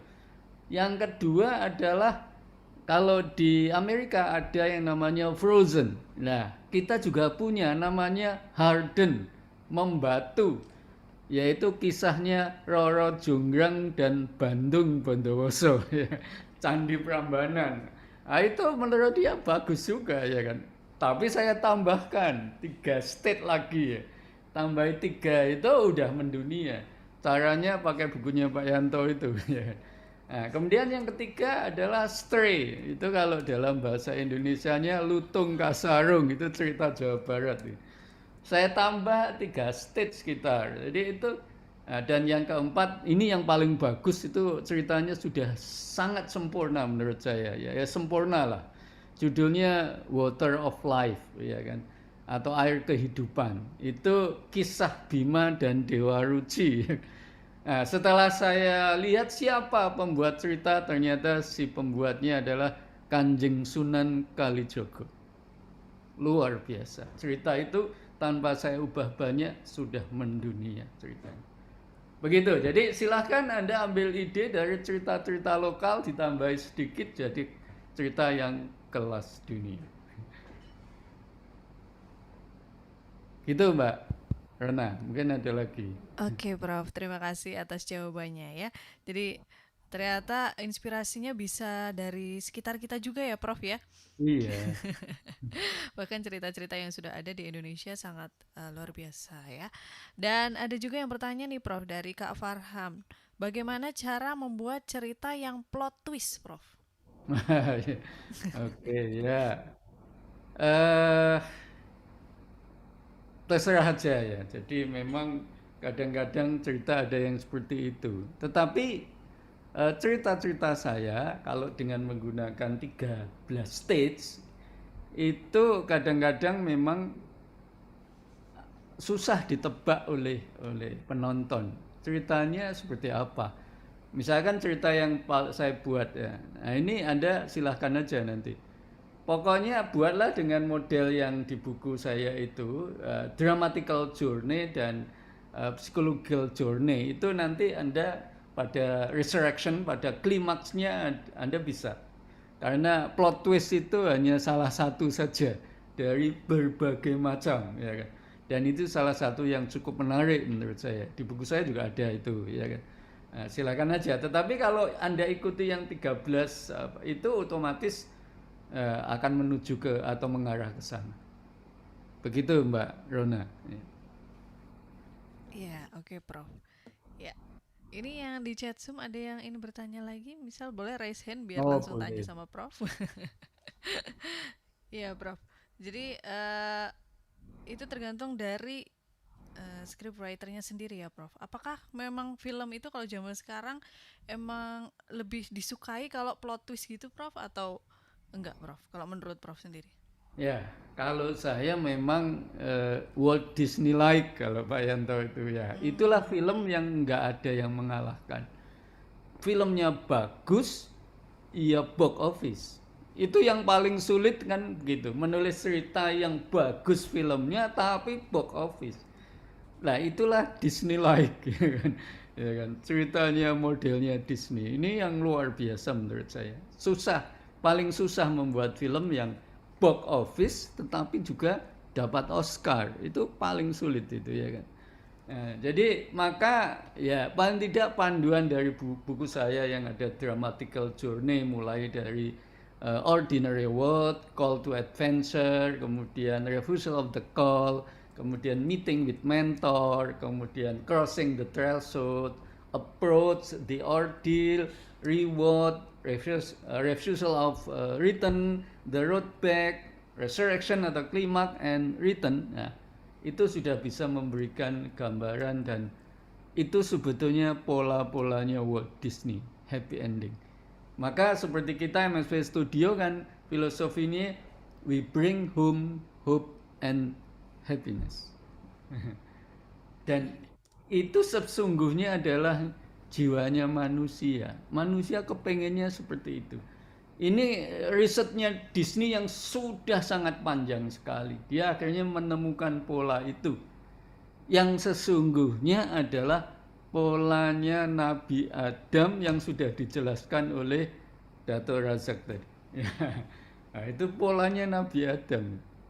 Jadi pola Nabi Adam itu kan Nabi Adam di taman surga itu X1 ibaratnya ya. Kemudian berpetualangan di dunia X2 tadi dijelaskan Dato' Razak. Kemudian kembali ke surga memimpin manusia. Nah, jadi pola film penceritaan tuh yang the bestnya seperti itu. Atau kisahnya Nabi Yusuf, sama. Kalau Nabi Yusuf dalam keluarga, setelah itu berpetualang ke Mesir, ketemu keluarganya kembali. Nah, jadi polanya seperti itu. Bahkan Tuhan menyebutkan kisah-kisah itu adalah ahsanul qasas, kisah terbaik. Artinya apa? Nggak ada pola yang lebih bagus dari itu.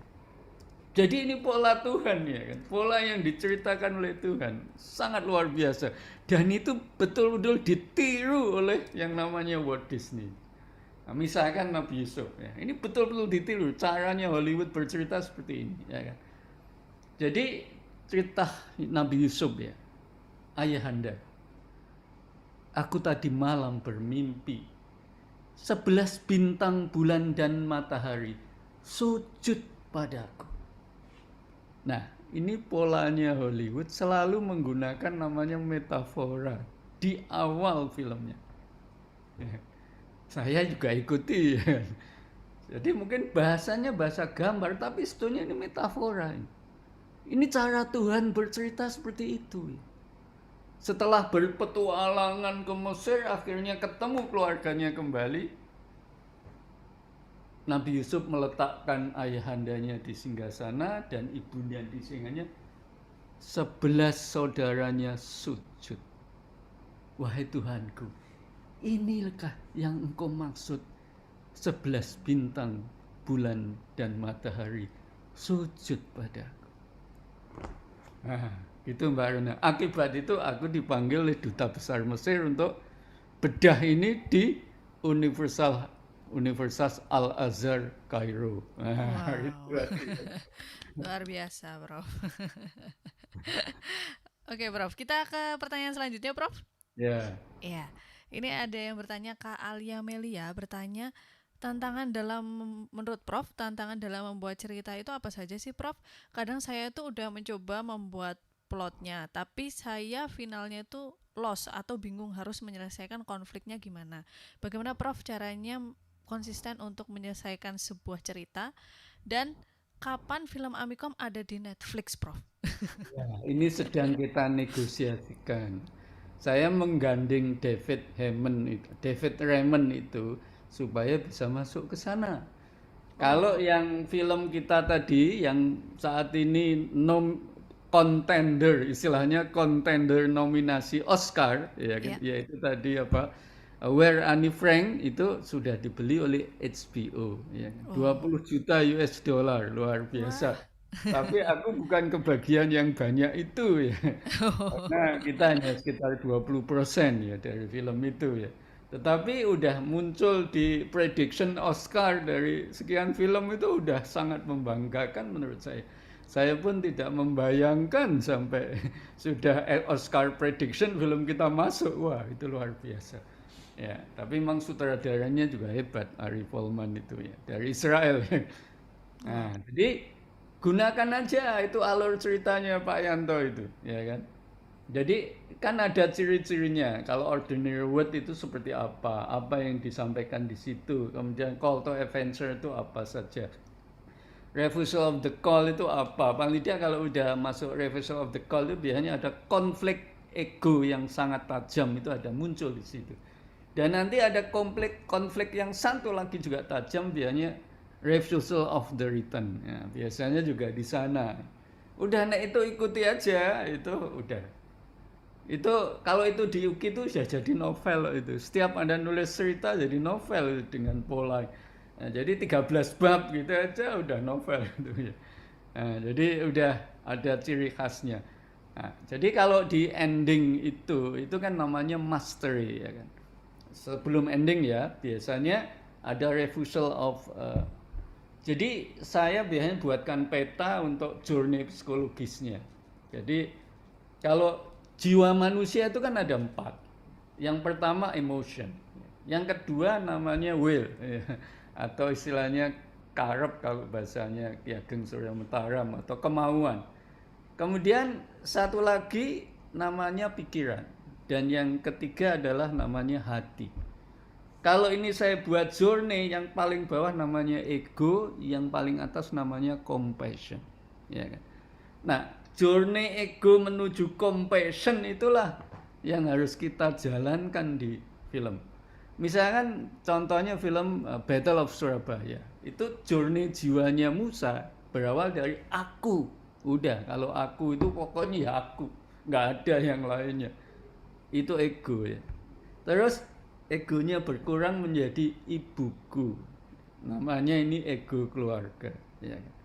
Setelah itu bangsaku, ya kan. Setelah itu compassionnya apa?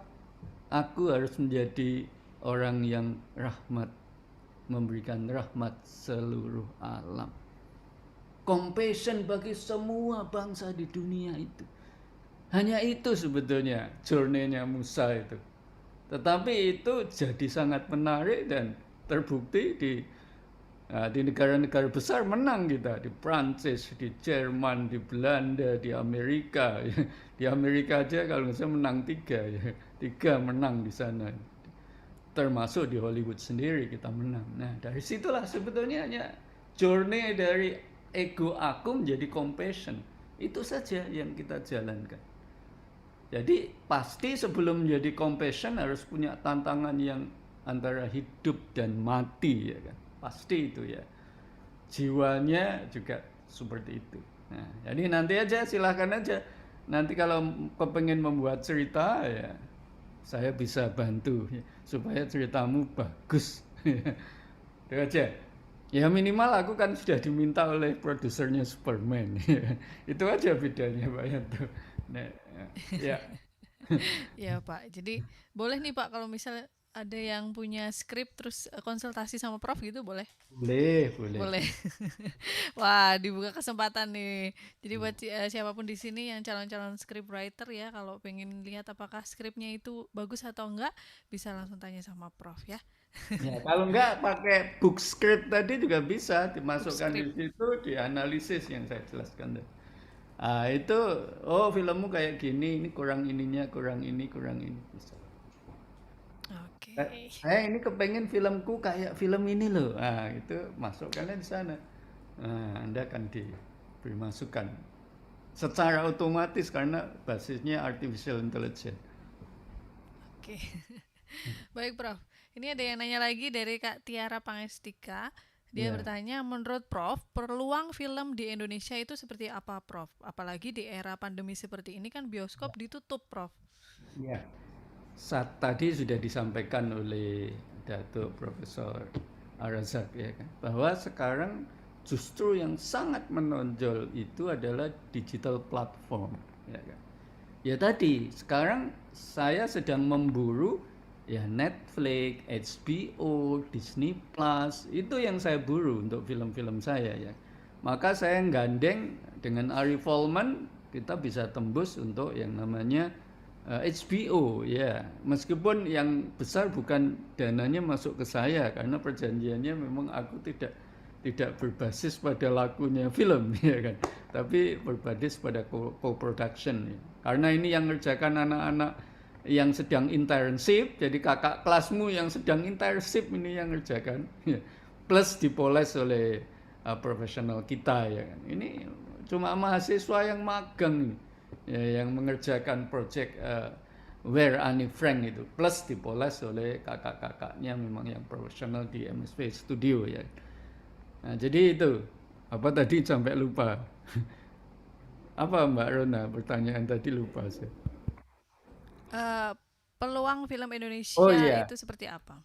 Kalau tadi udah disampaikan Datuk Profesor Arazak tadi, jadi yang saat ini peluang paling besar itu adalah digital platform, ya kan. Kalau Anda bisa masuk ke sana, ya termasuk tadi di sini juga ada macam-macam ya, ada apa? Ada efek dan sebagainya. Tetapi kalau tetap aja kalau jualannya di Indonesia kita dibayar kecil ya. Tetapi kalau jualannya ke platform-platform langsung Hollywood itu kita akan dibayar besar. Tetapi ya kita lawyernya harus kuat. Kebetulan kita kan lawyernya Walt Disney ya kan, nggak main-main ya. tetapi dibayar per kawanan, ya kan. Itulah pentingnya kawan itu di situ. Ya saya kalau bayar kayak Disney ya nggak kuat lah, ngomongnya kan apa adanya kita dengan Mickey ya. Onda, kalau kamu kan baru ya, pembuat film untuk masuk Hollywood baru ya, kamu saya anggap sebagai kawanku ya, kamu bayar aku aja kalau aku ngerjakan proyekmu. Ya bayar, nggak ngerjakan ya ndak, wah bisa kita. Itu jadi 1% berdasarkan data yang saya peroleh, pasar Indonesia itu hanya 1%, only 1%. 99% adalah di luar Indonesia, khususnya adalah pasar dunia melalui Hollywood. Nah, sehingga kenapa kita mempunyai bisnis model sangat berbeda dengan yang lain? Karena seperti itu. Bagi orang, jadi 3 hal yang penting kalau Anda mau membangun startup dan sebagainya dalam berjualan film. Yang pertama adalah networking, itu nomor 1. Maka Dato' Prof. Arazak itu adalah bagian dari networking saya. Karena beliau adalah amazing director kan, ya kan. Jadi suatu saat kita mungkin akan bekerja sama dengan beliau, ya kan. Tapi nggak tahu kapan, masih pandemi. Nah itu networking, termasuk kenapa saya harus ke Silicon Valley, karena untuk teknologi itu networking dan kita udah MOU, tetapi kan dananya belum mengalir dari Silicon Valley, tetapi mudah-mudahan tahun depan ya harapan saya. Dengan Hollywood kenapa kita harus networking kembalinya? Nah, sehingga dana sudah mengalir ke Amikom, ke MSP Studio lewat studio Hollywood, HBO, Warner Bros, ya kan. Dan beberapa partner ya kan. Misalkan selain David kan kita partnernya kan Nick Camacho. Siapa dia? Visual effect film Beauty and the Beast. Saya rasa nggak diragukan itu, ya kan. Nah ini yang kayak gini, ya. Maka setelah Aji Saka selesai kan saya serahkan dia, kamu koreksi. Wah dikoreksi di awal, ini kurangnya ini lightingnya harus begini. Nah itu, tapi kono tak bayar perkawanan loh, enggak apa-apa. Pokoknya saya bantu profesor gitu ya. Nah, itu Nick ya.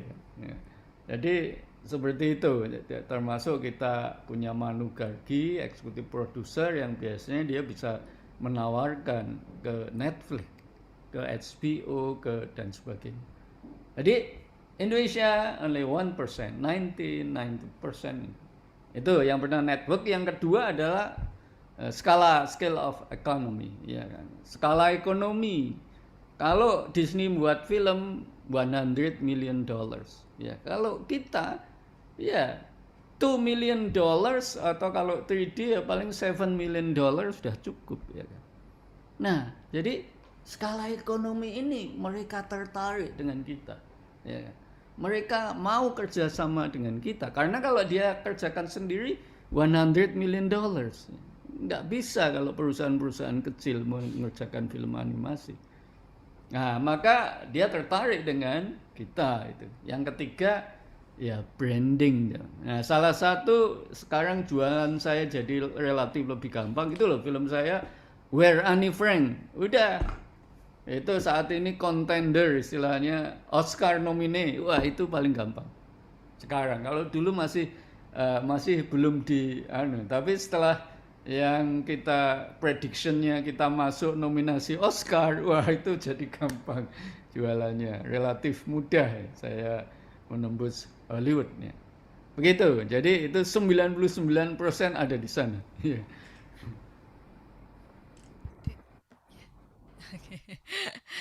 Ya Prof, ini karena waktu kita sampai jam 12 Prof, ada satu penanya penutup, ini dari Kak Ferdinand. Sebenarnya apa sih motivasi Prof dalam membuat film dan kenapa sih Prof pengen membuat film lagi? Ya. Yang pertama ingin menyampaikan seperti Datuk Prof Arazak tadi ya kan, kita ingin menyampaikan sesuatu kebaikan. Lewat November 10 itu there is no glory and war. Tidak ada yang menang dalam perang. Kalau bisa sudahlah berhenti untuk perang. Karena yang menjadi korban banyak sekali, yang mati banyak, yang nggak punya anak, yang nggak punya ibu, nggak punya bapak, banyak menderita, loss. Jangan diulang. Itu promosi kita ke seluruh dunia November 10 itu. Nah, kalau Ajisaka agak beda, ini pengalaman pribadi saya dan istri saya sebetulnya. Jadi selalu karakternya itu dijiwai oleh pengalaman pribadi ya. Nggak bisa lain ya. Apa itu? Ternyata power yang paling besar itu kalau seseorang itu sudah bisa ikhlas itu. Nah, itu journey-nya Ajisaka tentang itu, tentang the power itu. Jadi ketika seseorang itu sudah ikhlas ya, maka muncul power terbesar. Tapi sebelum mencapai titik yang namanya ikhlas sangat sulit. Ini pengalaman pribadi. Jadi setelah sudah jalan tuh ibaratnya buntu, menangis pada Tuhan. Tuhan tunjukkan jalan. Cek. Luar biasa. Ya. Ketika menghadapi lawyer itu nggak tahu hitam. Kok hebat sekali kak lawyer itu kok. Saya dalam hati saya cuma kayak lawyer itu kok nggak punya, seakan-akan sudah kebal dalam hukum. Mungkin aku juga salah ngomong kayak gitu. Tidak begitu lama kena jantung lawyer, meninggal. Saya hanya batin kayak begitu. Nah, tapi itu saya sampai ke situ setelah pasrah. Ya udah, kalau saya harus masuk penjara bersama istri, aku ikhlas, itu bagian dari perjalananku. Nah, kalau seseorang sudah sampai ke titik itu yang muncul keajaiban. Ajisaka. Ini Ajisaka sudah dalam posisi animationnya sudah 100%, visual effect 70%, ya lighting tinggal 50%, terus rendering. Mudah-mudahan bisa selesai tahun 2022 ini ya kan. Sehingga tapi saya sudah menggandeng David Raymond, kamu tontonan ini filmku ini. Udah ditonton. Dia komentarnya bagus. Harusnya ketemu saya kemarin itu lewat video conference. Tapi aku nggak buka WA-nya, jadi ya kesalahanku, namanya aja nggak buka, ya sudah. Tadi udah di reschedule. Oke Prof, wah luar biasa. Ini adalah kabar baik untuk kita semuanya, karena sebentar lagi mungkin Amikom akan berkarya lagi ya Prof ya, akan launching filmnya. Jadi selain Ajisaka, sekarang saya terpaksa jadi sutradara karena saya menulis buku yang paling baru ini. Kan untuk film kan sudah 4 ya, buku yang pertama The Secret of Screenplay, itu sudah ya kan, of Oscar winner and box office. Yang kedua tentang cinematography of Oscar winner and box office, sudah selesai. Yang ketiga editing of Oscar winner and box office.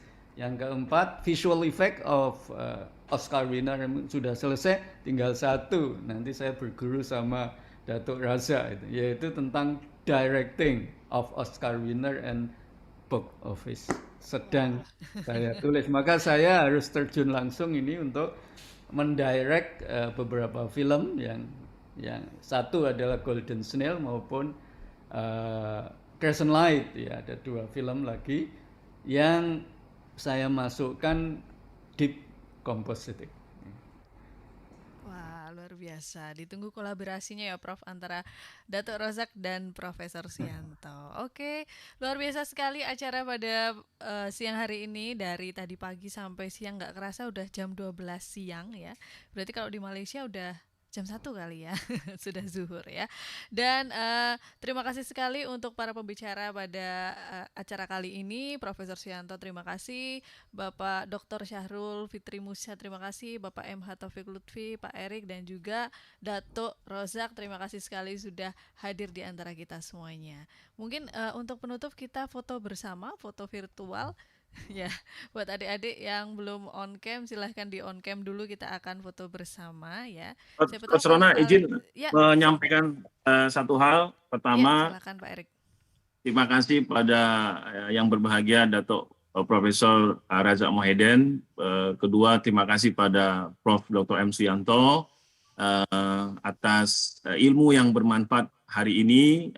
Ini adalah kolaborasi yang terus berlanjut antara kita, UiTM, dan Universitas Amikom Jakarta. Dan pada peserta semua terima kasih. Insya Allah nanti berikutnya tanggal 23 Oktober akan kita lanjutkan webinar tentang success skill yang akan diisi oleh Dr. Sarul Fitri Musa dan Erik Adi Saputra. Ya, jadi silakan dengan tema yang berbeda, dan nanti di 2 minggu berikutnya lagi akan diisi oleh Dr. Norman bersama Bu Rifga Agusta dari Ilmu Komunikasi bicara tentang film Korea dan Malaysia.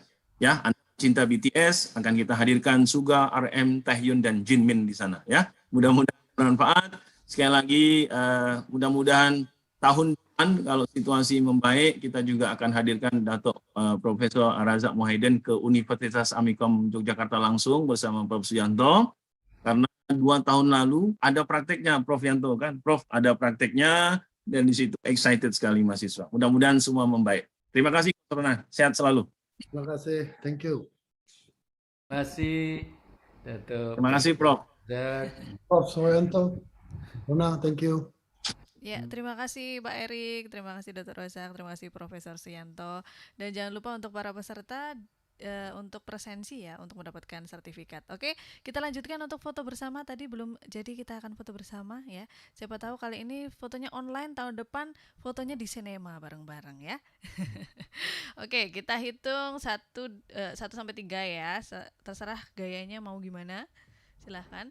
Ya, 1, 2, 3. Oke, satu lagi gaya Vita UiTM gimana Dato? Gayanya UiTM gini ya. Oke, gayanya begini. Oke, menyilang di dada seperti ini ya. 1, 2, 3. Oke. Baik, tepuk tangan untuk kita semuanya yang meriah dari rumah. Semoga acara ini mengawali acara-acara yang besar selanjutnya, karena Amikom menuju 27 tahun ya. Ini salah satu acara untuk memperingati ke-27 tahun Amikom berdiri ya. Baik, saya mewakili dari panitia, mohon maaf jika ada kesalahan. Sekali lagi terima kasih untuk para pembicara dan juga peserta webinar. Sampai ketemu lagi di acara Amikom berikutnya. Mohon undur diri. Wassalamualaikum warahmatullahi wabarakatuh. Waalaikumsalam warahmatullahi wabarakatuh. Waalaikumsalam warahmatullahi wabarakatuh. Terima kasih. Dr. Sahrul, terima kasih. Ya, terima kasih, Erik. Sampai jumpa tanggal 23, insya Allah. Ya, insya Allah. Siap. Prof. Yanto, sehat selalu Prof. Terima kasih. Dr. Razak, sehat selalu. Mudah-mudahan tahun depan bisa di Jogja ya. Ya. Ya. Amin, amin. Assalamualaikum. Waalaikumsalam warahmatullahi wabarakatuh. Prof.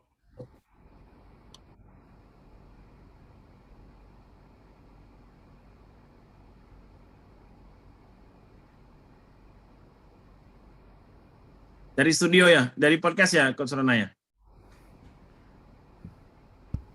Iya, Pak Erik. Oh ya, oke. Saya juga. Pak Erik di Excelso ya? Enggak, saya di ruangan. Saya hanya manas-manasin Datuk Raza aja, karena beliau kalau tahu kopi Excelso. Kopi Excelso. Ingin. Saya di ruangan. Iya. Makasih Coach. Saya Terima kasih, Pak Erik. Sama tim langsung ke Ponti ya. Oke, thank you. Yang N berarti Mbak Putri. kita ya, Pak? Yang N Siapa? Mbak Rum apa kita, Pak? Yang N meeting. Ya, ini yang end meeting Mbak Rum. Oh, Mbak Rum. Oke, thank you Mbak Rum. Makasih Bu Rum ya. Assalamualaikum. Semua. Ya. Assalamualaikum warahmatullahi wabarakatuh. Waalaikumsalam warahmatullahi wabarakatuh.